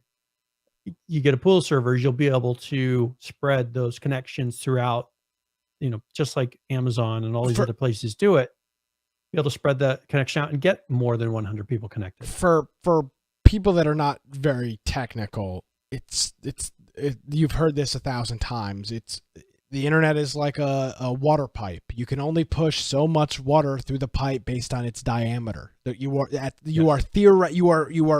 unequivocally limited by the diameter of the pipe, how much water per second you can push through it. And that's in reality, that's what the internet is. You can only send so many packets back and forth reliably. See, that's the key here. You can send more, but then they become unreliable, and then you're screwed, because then things aren't verifying, and the server's thinking you're doing this and you're not, and then your game client is updating based off the server. So it's sending the most amount of reliable, and that's the key with the internet packets, is the reliability of the packet, consistently. Well, and this is what we ran into with Hangout Canopy. We were having so many users on that. How do you run that off of one server when you're maxing out how many possible connections that you can have to your server, to where you're just hitting hardware limits on the number of connections possible? How do you deal with that? Well, we dealt with it by having multiple servers that then round robin distributed which server you connected to and spread out the connections. An IRC and then server. we were able to, we were there then able to have, multiples of the numbers of connections that one server could have. And then those all just connected to one master server. And I'm not saying that's exactly how Spatial OS works, but they are doing with the cloud technology, kind of spreading the connections out across multiple servers. And it's out there on the internet. You'll still see one server, one game going, but they're going to have it to where it's actually using more resources of more systems to be able to maintain this. And that's what Mavericks is planning on do. That's how they're going to be able to get this 400 players. So let's say, rounding this off back to PUBG, they're able to do that. They start doing these checks. You'll see a big cut down on the amount of cheating. Actually, one thing, PH had actually sent a link here of an image of some dialogue that was going off with these people at Mavericks. And here someone said, we have a way of doing anti-cheat, which is more efficient than current games and third-party anti-cheat. And this person says, finding out, where they live and smashing their PCs is a joke. He says, no, I talked about it briefly at GDC. We are effectively recreate what each player is doing on our servers and run it through some sophisticated algorithms to detect various forms of cheating, including every detail of how they interact with the game and aim. This is exactly what I'm talking about. And this is what I've been talking about with H1Z1 a long time ago. I was talking about it. And just to clarify that came from our friend Judd. Oh, sorry, that was Judd. Yeah. I just copied the link. Yeah, sorry, yeah, all good. And so, this is what I was saying is, it's not that they're coming up with some new creative anti-cheat. They're just able to actually do it now. All these other games are taxing their servers so much, saying we got to get the max number of people on a server possible. And then they don't give themselves that wiggle room for anti-cheat. I said this a long time ago with H1Z1. I said, if they could just do server-side checks. I don't know how many times on this podcast I've said server-side checks. You've heard it from me a lot. Yeah, yes, I've heard it. This is their new anti-cheat. No, I've been saying it for years now on this podcast. All you have to do is server-side checks. Check what people are doing, and you will cut down on cheating. None of these companies, I mean, they've slightly turned it up the knob a little bit. Here's the first company saying, you know what, we're going to check everything they do and we're going to verify it because we have the resources to do it. They may find that they don't want to spend so much money, and they may cut back on a little bit stuff. So because this spatial OS charges you based on the resources you use, and so in the beginning, they may want to turn it all the way to 11. If you want to quote a movie, but I think that they'll find that that's not maybe cost effective over time. They may have to tune it down a little bit so they're not spending so much money. But I think initially you will see it turned up all the way. And you're perfectly describing. It's not like, oh, let's just anti-cheat everything and everything is solved. Everything has got a trade-off. Yes, they could check every parameter in the world, but it's going to cost them $100,000 a month. How long are they going to do that for? They may do it for the first month to say, hey, look, we have a game with no cheaters. Yeah. But eventually they're going to back off from that. And there's a trade. Exactly. It's just the way it's going to work. So, I find this to be very interesting. Now we've got a video here. Do you want to roll that? Or do you want? Yeah. If you want this, it's them mainly talking about, about the game itself, not gameplay. Okay. So this will explain what the game is. They're more talking about the developing of it. So what is Mavericks? This will be a series. So Mavericks is a 400-person battle royale game mode. That's it. They want to have their ambition is 1,000-player battle royale. So actually 1,000-player online game. So the battle royale is going to be a 400 game mode. But they're going to have 1,000-person online game mode where you're going to have 1,000 people playing at once. Wow. Okay. And that's as I said, because of the spatial OS that they're able to do that. It's on a 12-kilometer squared map. They say it's a living and breathing world where it has wildlife. One thing they really made a comment of is having muddy tracks. Having done game development, I can tell you one thing that happens is, let's say that you have muddy tracks. This is something that someone talked about. But if you have mud tracks, that's a number and different things that you have to track on the server that takes up resources, and that's extra information that you have to send to the server and to the client, saying, here's these mud tracks that sit there and stay in the ground long after the person left. Just like a cut down tree, just like loot that's around the world. That's all information that has to be sent back and forth. But here, being that they're saying they're having this extra resource available, they can turn around and keep those tracks on the ground longer to where you can see where someone ran a while ago in the mud. So that's cool things. You'll start seeing what seems like innovation, but really people would do it if they could, right? Developers would do it, but they had to. Constantly developers are having to figure out, where are we going to have to cut our losses? Like, where are we going to have to pull back and make less because of resource restrictions? So they're going to have that muddy tracks, spreading wildfire, dynamic water. These are all things that there's a lot of information going back and a lot of things to track on the server that really it's just them kind of leaving the restrictions of an online game and doing what normally you would see on a single player local game, because then there's the resources to be able to sit there and track that stuff. So that's what people are seeing I think is the hope in Maverick, taking that to the next level. So, but yeah. All right. So we want to roll the video here. Oh, I lost you, Brian. Hello? I can't hear you. Okay. That's weird. Yeah. So we'll roll this Maverick video real quick, and then we'll be right back. Yep.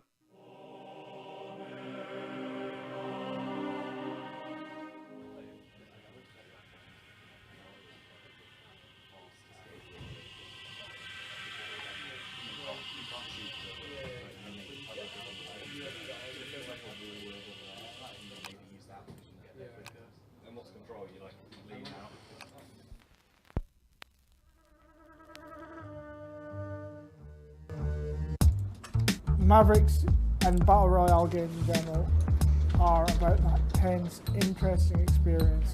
And I can come into work the next day and say, hey, Adam, you know, I had this game, this cool thing happened, isn't this funny? Me and my buddy were camped in the toilet for hours. Isn't that funny? Cool, that's an interesting story, you know, you go into that. But they're all limited and you hear the same stories a lot, you know, slight variations. And having a rich, dynamic world where if I see some guys, maybe they're hiding in a bush, maybe I can set fire to that grass and it'll burn out and you'll destroy their cover, and then I can get a clean shot on them. Or maybe I just burn it out because I think there's people there. Or maybe I just burn out that grass patch because that's pretty funny. Those kind of situations, and give players tools in a sandbox like that, makes for some epic moments.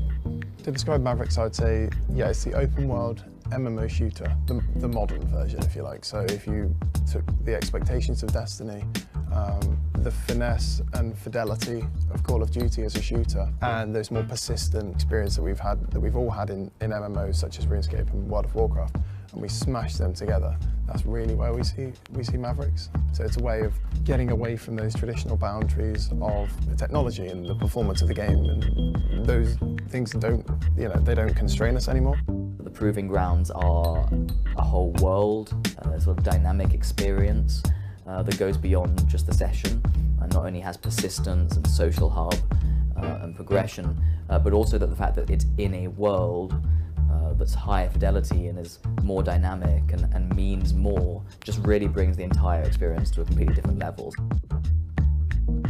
We're working with some really good partners. We're working with Crytek, using CryEngine, which can do some really amazing things. And we're working with Improbable and working on their platform Spatial OS, so we can simulate a lot of different stuff across the network. There's a lot of different things going into this experience that make it special, that make it like what was awesome in those films that the sort of genre is based on, that it's not just a few people fighting it out in a different format of first-person shooter or third-person shooter. What we're trying to achieve here is just so much more than what you might think, or you just think Battle Royale with more players. Like, this is not just more players and higher fidelity and higher performance. This is a whole new kind of experience.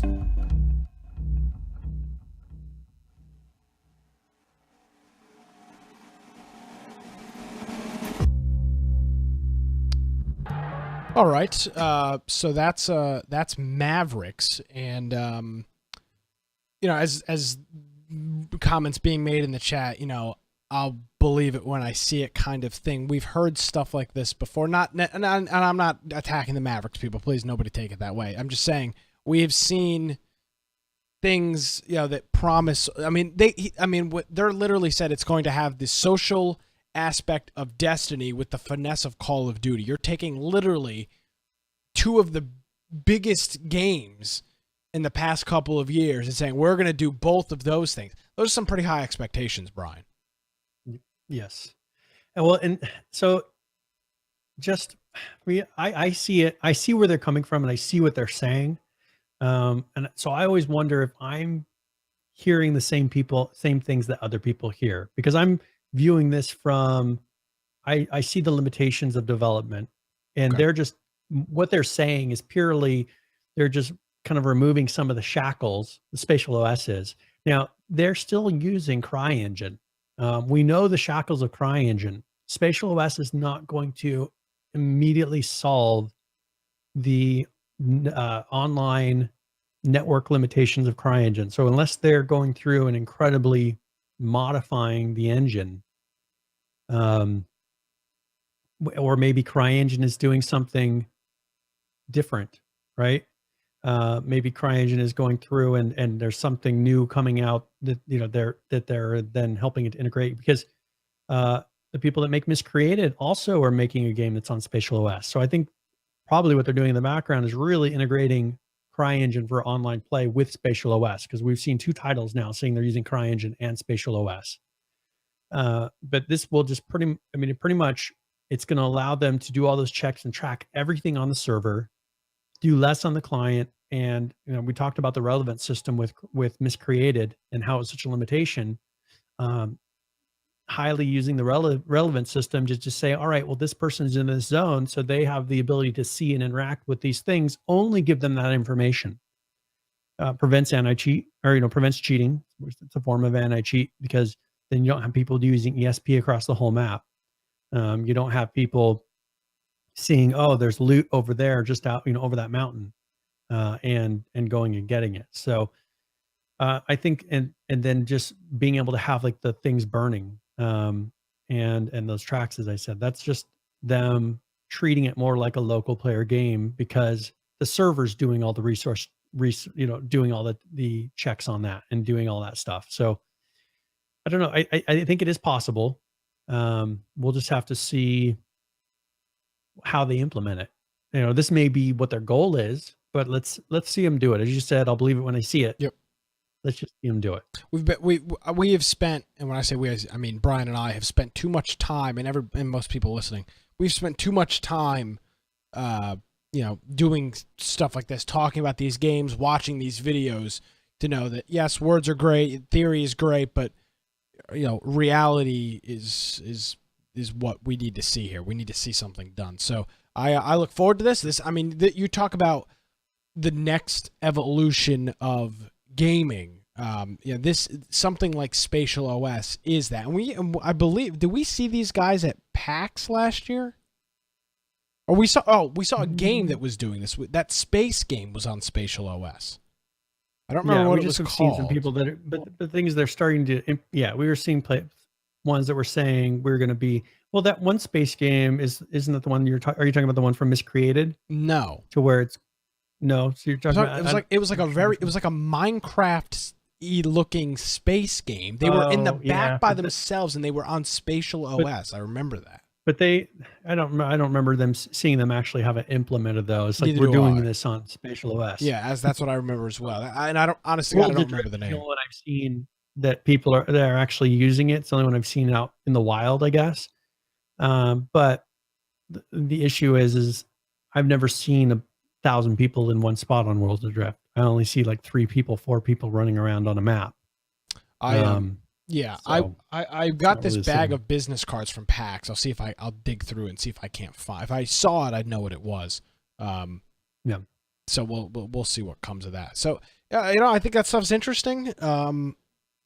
I think that could really kind of turn the whole not turn the industry upside down, but really, it's going to unshackle the industry. I mean, if it truly does what they say, it unshackles it, and it will allow more innovation and allow developers to actually make it in the way that they want to, not in the way that fits into the mold of what they have to do to make it work. Absolutely. All right. So. Well, and thank you for that, Brian. Because we do like to kind of, we like to keep up to date with new stuff that's going on there. So thank you for that. So something totally random happened to me in reference to H1Z1. So I'm sitting here minding my own business last week. Probably, I think it was Wednesday evening after our show, the day after our show, Wednesday evening. I have a group text message with both of my cousins. One lives back in New York, another one lives in Florida. We typically just talk about politics. We all play video games, pretty casually, stuff like we played COD together, so on and so forth. So I get a random text from my cousin, who is, I believe, a senior in high school, and this is Wednesday at 9:39 last Wednesday, and the last thing we talked about was something political. There was no video game talk of any relevance. So it says, Nick, I decided to try H1Z1 Just Survive again after a few years to see if it got any better. I don't think I've ever seen a game make so little progress in such a long time. The zombies and other mobs don't attack you. The servers are emptied with abandoned bases everywhere. Not to mention the community is still cancerous. Took me an hour and a half of running to find one guy. He ran around me screaming and killed my character. That was a very quick and painless uninstall for me. Ha ha. Totally unprovoked. I have not referenced or talked with my cousin about H1Z1 since we started this program. And I get this random text message last Wednesday from him describing exactly what we have been talking about. And this is from somebody that does not watch this program. He's watched it in the past. He does not watch this program, does not follow what's going on with H1Z1. He's just bored on Wednesday night, scrolling through his Steam list and says, "God, I bought this game. I'd love to see what has happened," and installs it and experiences exactly what we've been talking about with why they just need to get rid of Just Survive. And it was perfect. I mean, I swear to God, I could have written that. I could just be lying. I wrote this myself. I don't think I've ever seen a game make so little progress in such a long time. If somebody that is disconnected from the community, to my knowledge, doesn't browse the Reddit, doesn't watch videos about it, doesn't do anything associated with the game, if that's the reaction after an hour and a half of playtime, they're screwed. I mean, they are absolutely screwed. I mean, you talk about a jaw-dropping moment, getting that text message from my cousin, jaw-dropping. Because, I mean, it's hard for me, when Brian and I in the chat, when we're talking about what we think, we are in the thick of it. We follow all their, Jesus, we follow 40 or 50 Daybreak employees on Twitter, for Christ's sakes. Like, we are so in the middle of what's going on with all of their products. And to hear this, which is exactly what we've been talking about for months from the outside, is just mind-boggling to me. So I felt that, I mean, I got the text message and I wrote in Discord, I don't even remember what I wrote in the news channel, like, bring up the game or something, bring up Nick read note from cousin is what you said. Exactly. And I put that in the show notes just like that to figure it out. And that's what it was. And then I was up there obviously for Easter over Easter break, and him and I talked about it a little bit further, but I just wanted to read that text message and just from a totally, the source of bought the game 2 years ago because I told him to. Originally, I was like, "Hey, buy this game. It's really fun. Everybody's playing it." Same thing to me, and look what happened. I know, and I said the same thing. There's people I went to high school with, and I told they need to buy this game. I have not talked to them since. Not because of the game. It's just, I just haven't talked to them. They went away for school. I've moved, so on and so forth.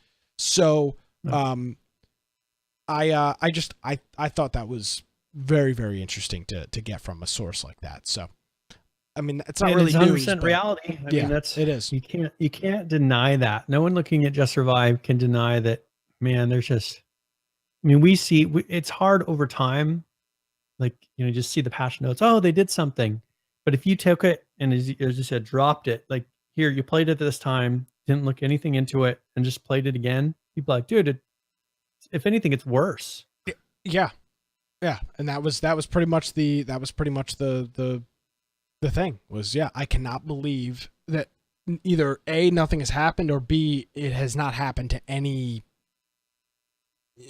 no benchmark, no benchmark has been made. And, I can only imagine a year and a half worth of play, maybe 2 years. I mean, I'm not really sure. So I thought that was interesting. There was supposed to be a patch here today. Okay. At 10 a.m. they went down. This is for Just Survive. Okay. They went down at 10 a.m. To do a patch, and they're still not up yet. There's been issues.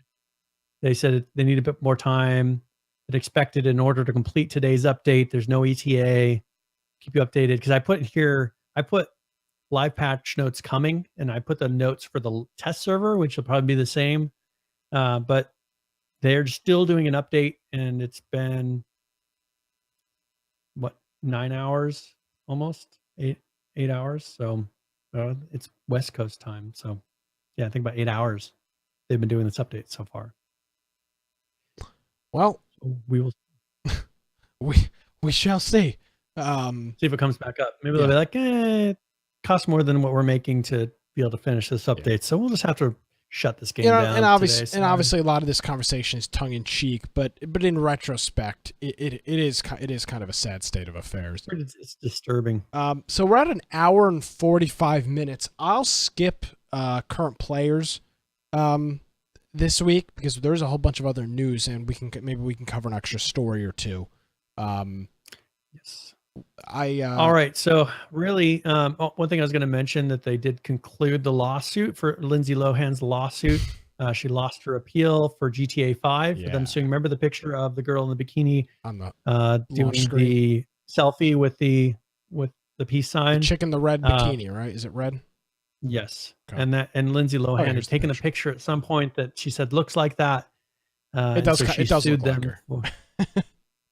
It looks just like her. Well, but so she had sued them for a bunch of money to because of that. They said they were using her likeness, and she lost in court, saying that this represented more of a cultural statement, not Lindsay Lohan herself. Because that's what GTA 5 is all about. It's just, I mean, there's plenty of things in there that are just making fun of culture, and this is one of those things. And so Lindsay Lohan will not get any money. She doesn't look like that anymore. No, that's a fact. And all right, and so that I just wanted to bring that up for people that remember that case coming up originally. So GTA 5 will not be paying millions and millions of dollars to Lindsay Lohan for that Thank picture. God.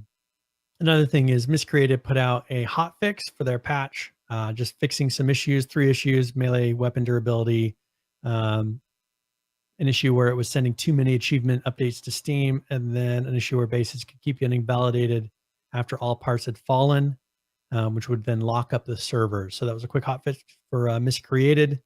Another one, if you want to go check it out, we don't really have to talk about it, but Hurt World put out an update. That's just like a never-ending game. I mean, Hurt World didn't really take off, but they're still doing stuff. So I don't know. People still got to be playing it. We'll to try it again at some point as a game of the week. I think we did it last time was a free weekend. We did, right? and I've missed it both times that we've tried it. I've just been on. I've not been around. So I've actually never played Hurt World. I own it. It came in a humble. I think it was one of the first when we subscribed to Humble Bundle. A whole bunch of people own it because it was in a Humble Bundle a couple months ago. I remember when that came out.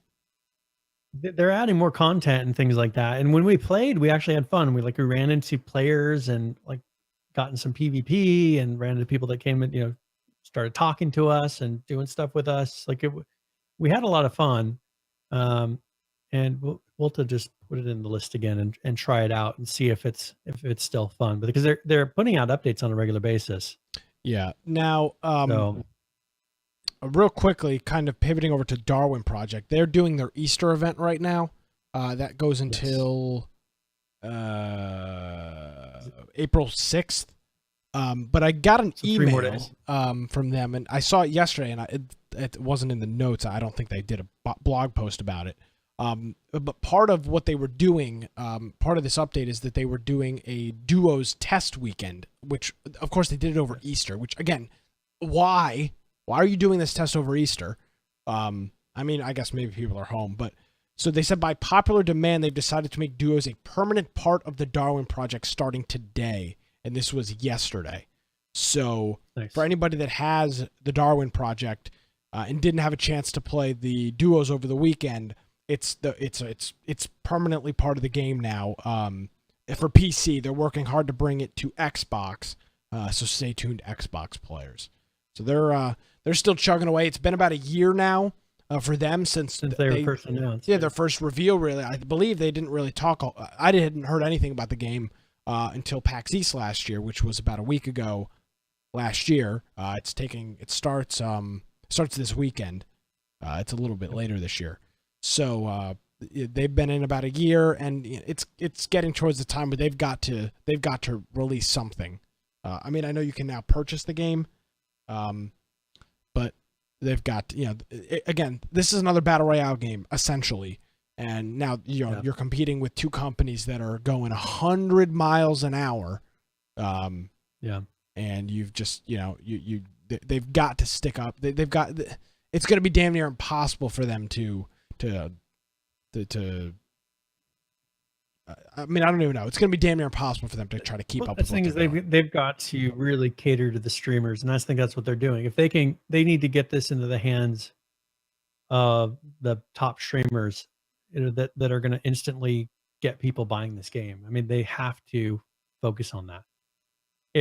They're not going to get it with the casual audience playing, because this has a highly, with the whole announcer system, where you have somebody running the games, that's perfect for a streamer. And I know that they had that in mind, but they got to figure out how to get them in the hands and get these streamers actually playing it. because right now these streamers are playing Fortnite and they're not playing this, right? But eventually people will get tired of Fortnite and maybe this will be the next transition, or maybe they'll go to a different game. It's hard to say. It's very hard to say, but people are going to eventually get worn out of Fortnite and PUBG. It's just the reality of the situation. I know there's a lot of hype behind new maps and mobile, and I mean, I'm all in on the hype too. But believe me, I'm not saying I'm not falling for it. But it would be very interesting to be the game at the end of the tunnel when the streamers are saying, "God, I've been streaming this game for freaking months. Every day, 6 hours a day. I want to do something new." It would be interesting to be the game that is at the end of that. And I think the Darwin Project is something that could be, because it's so interactive. So we'll see what comes of that. But I just thought that was interesting as they continue their trek onwards in the coveted early access community. Yep. So that's okay. that's So Darwin. I'm just going to mention some games that we're not going to cover right now. Elite Dangerous came out 2 updates since our last show, 3.04 and 3.05. Also, the Black Death came out with an update, version .26. Well, let's talk a little bit about Fortnite, though. Yes. So Fortnite put out an update. They're harder to track because, this is all through their client. But there is a video. I don't know if you want to play it. There's the guided missile video that is actually out now, to where you can play it. But I think we showed a teaser image because last time they hadn't released it yet. Yep. And now they have a video showing the guided missile. Well, this is not how it works in game totally. This is their cinematic. Fairly trailer. close. Yes. Yeah. Yeah, there you go. Your typical. Yeah. Your typical but Fortnite. You'd be surprised. Like you can control, like your camera goes along with the missile. But you got to remember, you're standing in place while you're controlling it. I saw a clip. I don't know where I saw. I don't even know if it was real. This guy shot a guided missile straight, went up around under his feet so that he was on top of it, and then killed the guy for the game-winning kill while flying the missile. Trying that. I'm not sure if they. I heard that that's what they were going to try to do. I saw a video. It's PH saw too. I don't know where the hell I saw it, but I saw a video of this. Are you sure that that's the guided missile? Because I know that one of the major streamers did that with the rocket launcher. You don't get to saw? control the rocket launcher. So they controlled it. Yeah, I'm pretty sure. Okay, 'cause I saw, and I don't remember if it was it wasn't Golden Glove. I'm trying to remember. It was one of those major, top streamers. They had, with the rocket launcher, they had jumped on top of it and like gone to, followed it and then shot somebody while in the air. So I think they recreated that, doing it with this one where you can actually control it. Yeah, God. They said the video you saw was one that was not controlled. So that was that original. I did see that video. Oh, okay. Maybe that's this. I don't know if this is available. I assume it's available in multi, to where they could actually try this in like duos and things like that. So interesting. Yeah. So I'm sure that they're trying. It'll be interesting to see if they allowed that same mechanic, because who was it? I'm trying to remember. It wasn't Ninja. I don't remember where I even saw it. Sacriel, that's who it was. Sacriel, Jack Braggs and Sacriel. So Sacriel had jumped on top of the rocket, flew all the way across this huge section of the map, and then shot somebody while on the rocket. No, but see, I saw a different one. This guy was like right next to somebody. I saw something different. God, I wish I could find it. This guy was like he was right next to the guy, and he shot the missile and up and around and then rode on it. I'm almost positive. I feel like an idiot, but I know I saw this video somewhere. Well, maybe you can show it to us next time. I'll Wait, I did find it. It's I think it was our guy Myth. Did he? Let's see. Yeah, this isn't the video though. There is a video of our guy Myth here riding on the self riding rocket. Damn it, I can't find it. I'll find it. I promise. All right. And okay, well, speaking of Myth, do you want to play that next video? Hold on, I've got to get reconvened here. Let you get everything in order. Yes. So Epic has announced a new contest Okay. that they're doing here. So I don't know if you can roll the video because they announce it in the video, and then we'll talk about it a little bit afterwards. All right. What's up, Fortnite community? The Boogie Down is a dance contest with a total of 100 winners who will all receive phenomenal prizes. How do you enter? Easy. All you gotta do is make a video of yourself dancing and post it on Twitter, Facebook, or Instagram using the hashtag Boogie Down. Most importantly, if you win this competition, your emote will forever be immortalized into the game. So with that being said, we need to body someone right now. We got a dance battle and I'm calling out Myth because it's really simple. He can't keep up with this. First you take your left, then you take your right. You smack them both together, then you dance into the night.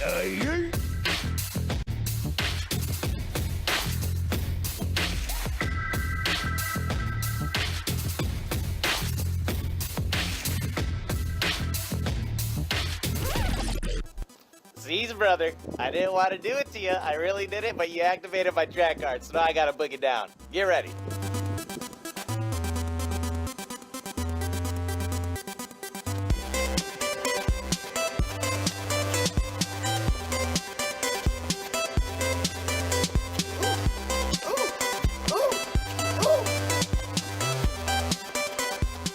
Yo, you think you could top that?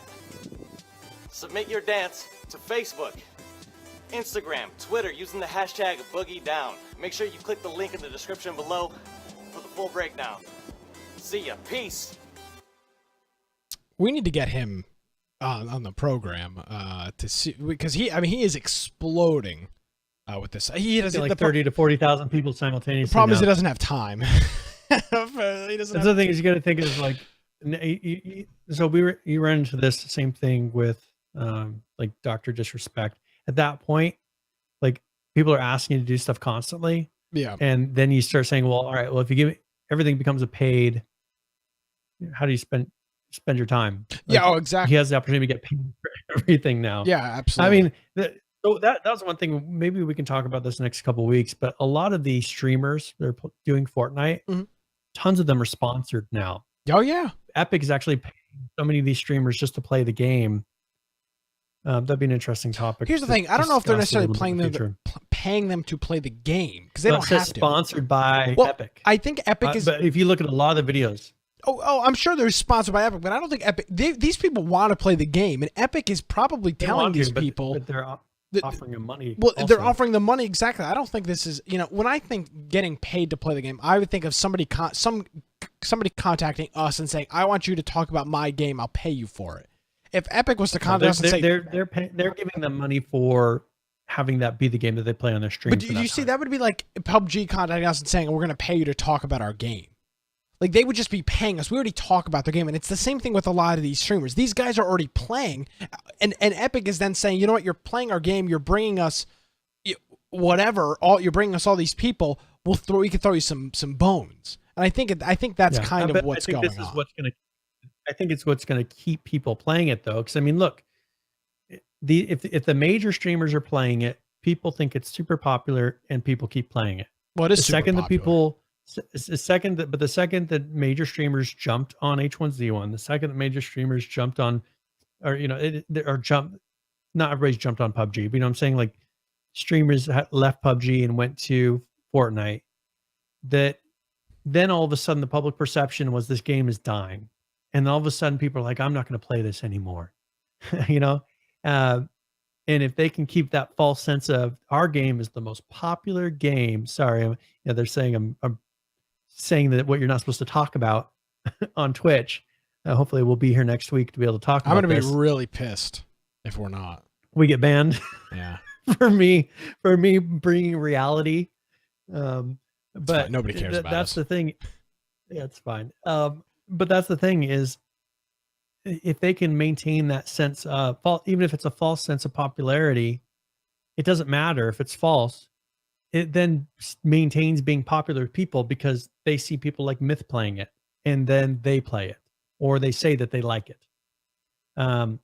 If Myth then switched, for instance, because he's one of the top Fortnite streamers, if he switched to another game, a ton of people would then say, "Oh, that game is dying," and a ton of people would stop playing it and they start playing some new game. Like the streamers have a huge influence, and that's why They do, absolutely. people like that's why the streamers can make $500,000 a month,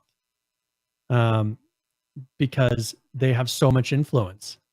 YouTube, I mean, look at what's happened with YouTube. They started cutting back, and all these streamers are losing money. But the streamers just left YouTube. I think YouTube is actually losing money, even though they kept some sponsors.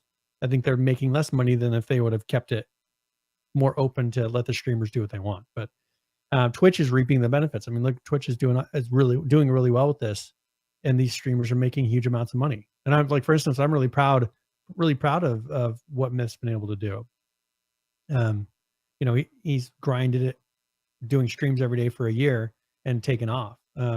Platforms like this allow that, but I think that Epic's being smart and taking advantage of how that system works. They're realizing it is what it is.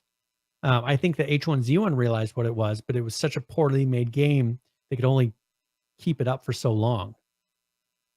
You know what I'm saying? Absolutely. I think that they were paying streamers to play. I think they were doing all that for a long time. But then it just hit a point to where like you can only keep that up for so long. I think that Fortnite's a very playable game, so I think they'll be able to maintain that for a very long time. And if it's bringing in so much money that they can continue paying these major streamers to do it, go ahead. It's a win-win situation. Everybody is winning. The audience is winning because they're getting great content. Epic is winning because they've got a billion people playing their game. The streamers are making bank. Everybody is happy. Nobody is getting screwed. Everybody's happy. They're leaving the freedom up to the streamers. Where I think YouTube made the mistake was then they said, "Well, we're gonna tell you which streamers to like. We're gonna tell you who gets the money." A lot of the streamers that people were just subscribing to were no longer able to be found. I think Twitch doesn't have that problem where everybody's shown, and the person that has the most views is is at the top of the list. YouTube had the ability through search algorithms to say, all right, well, you're not going to see this person.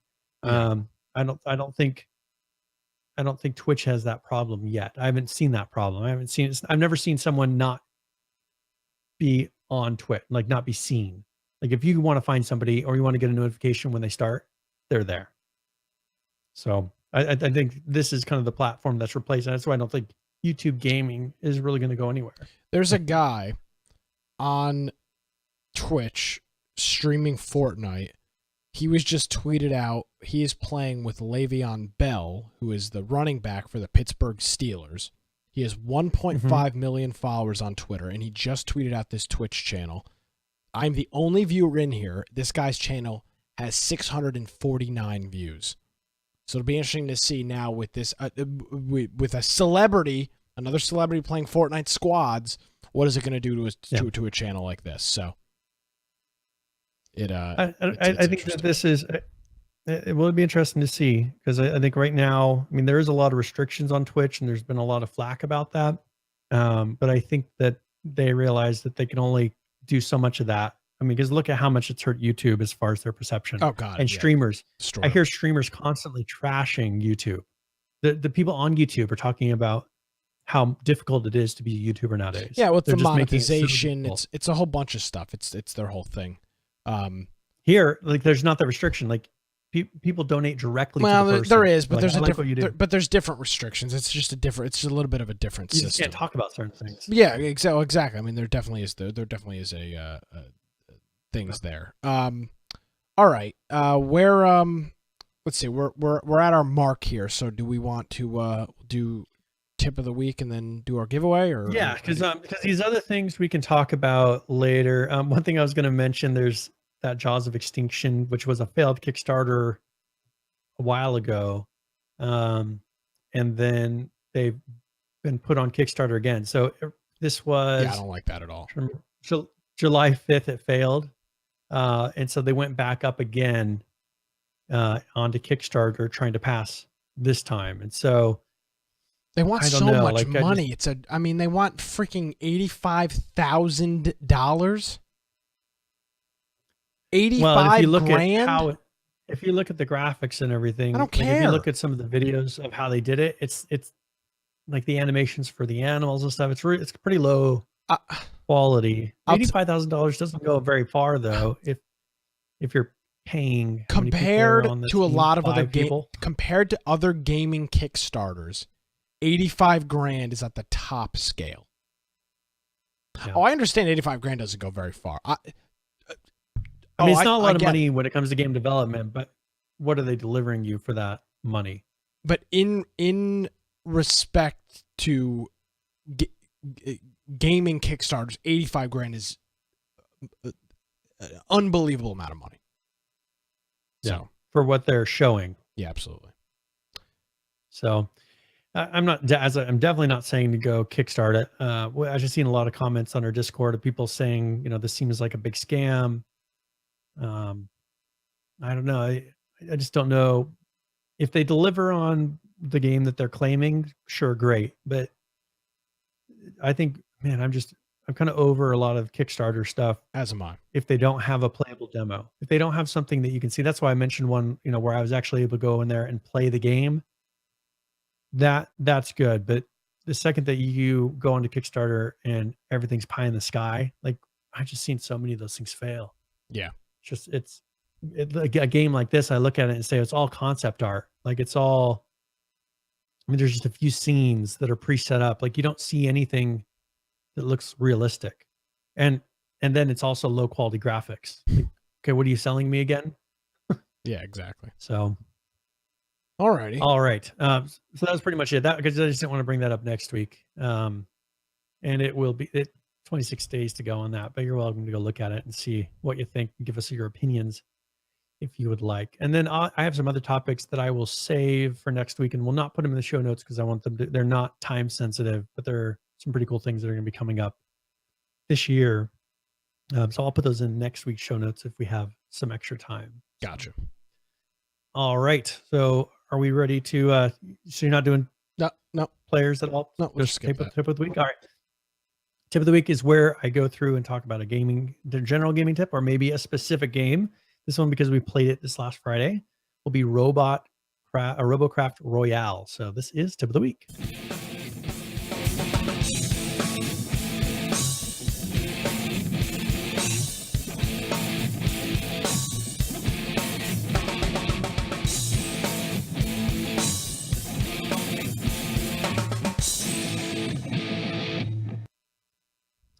All right. So as I just kind of mentioned in the show a little bit, choosing your vehicle makes all the difference in the world in this game. So the initial one that you start out with is a simple, small vehicle, fairly weak as far as the weapons and things like that. And around the map, as you move from building to building or different places, you'll see these vehicles placed around. They're actually vehicles that were designed by players. So ones that are in the regular RoboCraft, and they've taken those and put them into the game. So you can go up to that vehicle and you have the ability to possess it, and then you can use that vehicle for the rest of the match. You're not limited to that vehicle. You can still go around and switch to another vehicle if you'd like, and if you find one that you think is a better upgrade. But one thing that you may find is that vehicles that fly, they tend to be weaker with the weapons and more fragile. So you're more susceptible to being shot out of the sky. Ground vehicles usually can have stronger weapons, but of course you're limited to how easily you can move around the map. Maybe going over mountain areas, you'll struggle. Maybe not. You'll have to go around and find the door for buildings, things like that. When looking at a vehicle, you'll see on the screen some indicators. One showing you whether or not you'll gain or lose health going to that vehicle. One that'll tell you if you'll gain or lose speed. Or it has a general, maybe not the top speed, but how well that it moves. And it'll tell you if you're gaining or losing on that. And then also there's 5 weapon slots. I saw ones with up to 3 weapons, but they probably have some sort of an epic vehicle that maybe shows up every once in a while that will have all 5. But you'll see the different weapons that it offers. And there's a whole bunch of different styles of weapons, from lasers to, things that are shooting plasma guns and things like that. But you can choose and look and say, hey, I think this would be an upgrade. Personally, I found that the best vehicles were land-based vehicles. with strong weapons, and that seemed to take me a lot farther in the game. As I said, Musty and I were playing. He actually had a flying vehicle. I had a land-based vehicle. When we faced off against each other, he actually beat me because he was able to knock out my wheels to where I can no longer turn my vehicle anymore. But I had a stronger gun on mine. So we actually battled for a while. So you can be fairly consistent, but generally, let's say you're out in the open air and you don't have anywhere you could retreat to. Generally, the land vehicles will have the stronger gun. And with this, it's one of those things where you play over time, you find the vehicles that you feel are strongest. I think there's ones that glowed green, glowed blue, and I assume that there's probably purple ones in the game. I never saw a purple glowing vehicle, but that's probably the top level that maybe would be in an airdrop or something like that. So that'd be my tip. That's what we seem to, once we grasp that concept, I started to enjoy the game more. So if you get a chance to play Robocraft Royale, I would encourage you to go and use some of those things, and hopefully you'll find you like it. If you do, let us know, and maybe we can get some people to jump in and play a little bit, maybe that weren't able to experience on Friday, because it was fun to play with a group. It wouldn't be a game that I'd sit there and play by myself, but with a group of people. And that's where I think they need to really get the multi, like maybe duos or 4 to 5 players going on these maps once they get the performance down, because that seems to be the most fun part of it, is talking and having fun with your friends as you play. So that is tip of the week. All righty, and thank you very much for that, Brian. Yes. Let's do our raffle here. All right. So let's go ahead and roll for this. So I would re-roll that one. There. All right. So Nisco 3000. Oh wait, no. Sorry, hot drop Dano. I was reading. God. Wow. Not you, Nisco. You can't win this one. Sorry, Dano from Hot Drop Podcast. I will send you a link that will let you redeem this. I know Nissan that he won't play it. So yeah, that's he loves to hit type exclamation point giveaway. He's a friend of the show. Yep. All right. I've known Nissan as long as I've known Nick. That's a fact. Sorry, Nisco. That's Brian's fault. He'll send you another game just because he's a jerk. So yeah, there you go. I'll send him a doozy of a game. We'll see if he redeems it. Friday night we're going to be playing PUBG. The OG. We'll be back to PUBG Friday night, 8 p.m. Eastern, in our Discord. All the links and all that information is on our website, infectioncast.com. I'm sure the night will probably start earlier than that because it's PUBG. People are playing it every night. People will be in there early, so you can join as early as you'd like. I'm sure there'll be people playing. Yep, probably around 5, 6 o'clock Eastern. People will start filing in 7 o'clock Eastern. So don't be shy. Join us Friday night. We'd love to have you in there. On that note, Brian, thanks for joining me. Where can people find you on the interwebs? Yes, if you want to find me at Boise Computer on Twitter, or of course you can go to my blog biteoftech.com. Also, just make sure if you're looking to hang out with us, to talk with us throughout the week, maybe play some games with us, come join our Discord, and that is on the right hand side of the website. A nice green button, really easy to join, a nice free program, and it's a nice mobile app. And if you don't want to install a program on your computer, you can run it right in the browser and let you use it. But that is on our website on the right hand side. Also, our Steam group for noticing when the show starts. It puts a nice little pop up that'll tell you we're getting ready to start about 10 minutes before the show. And then our YouTube. If you're on YouTube, make sure what are you supposed to smash on YouTube? Smash the subscribe? mother effing subscribe button or the like button, and then ring the bell. Yeah. And then you just do all those things on there to show support for the program. So, and that is it. Hopefully we see you guys at Game of the Week, since everybody who listens to this, I can't imagine they don't have PUBG. And if they're not, they're a damn liar. Everybody's got PUBG. Yep. Brian, thank you very much, and we'll see you here next week. Sounds good. Thanks. All righty, ladies and gentlemen. Well, thank you for tuning in. A little bit longer of a program this evening, about 2 hours and 15 minutes. Hopefully you enjoyed. You can follow us on Twitter at infectioncast. I'm starting to be during the day. My phone wasn't configured for the Infection Twitter account, so I wasn't getting notifications and stuff. So I'm starting to be a little more active on the Infection account. So some banter back and forth with people. If you see a news story on Twitter, even if you think we've seen it, we follow so many people in the industry, things just kind of scroll by. So don't be afraid to reply us into an announcement or news or something like that from a game that you know that we talk about or a game that you want us to talk about. And I'll start keeping track more of that stuff on Twitter. So follow us on Twitter at infectioncast, and of course our website, infectionpodcast.com. Ladies and gentlemen, that is going to do us. My name is Nick Craig. You can follow me on Twitter at Nicholas M. Craig. See you next week for Infection.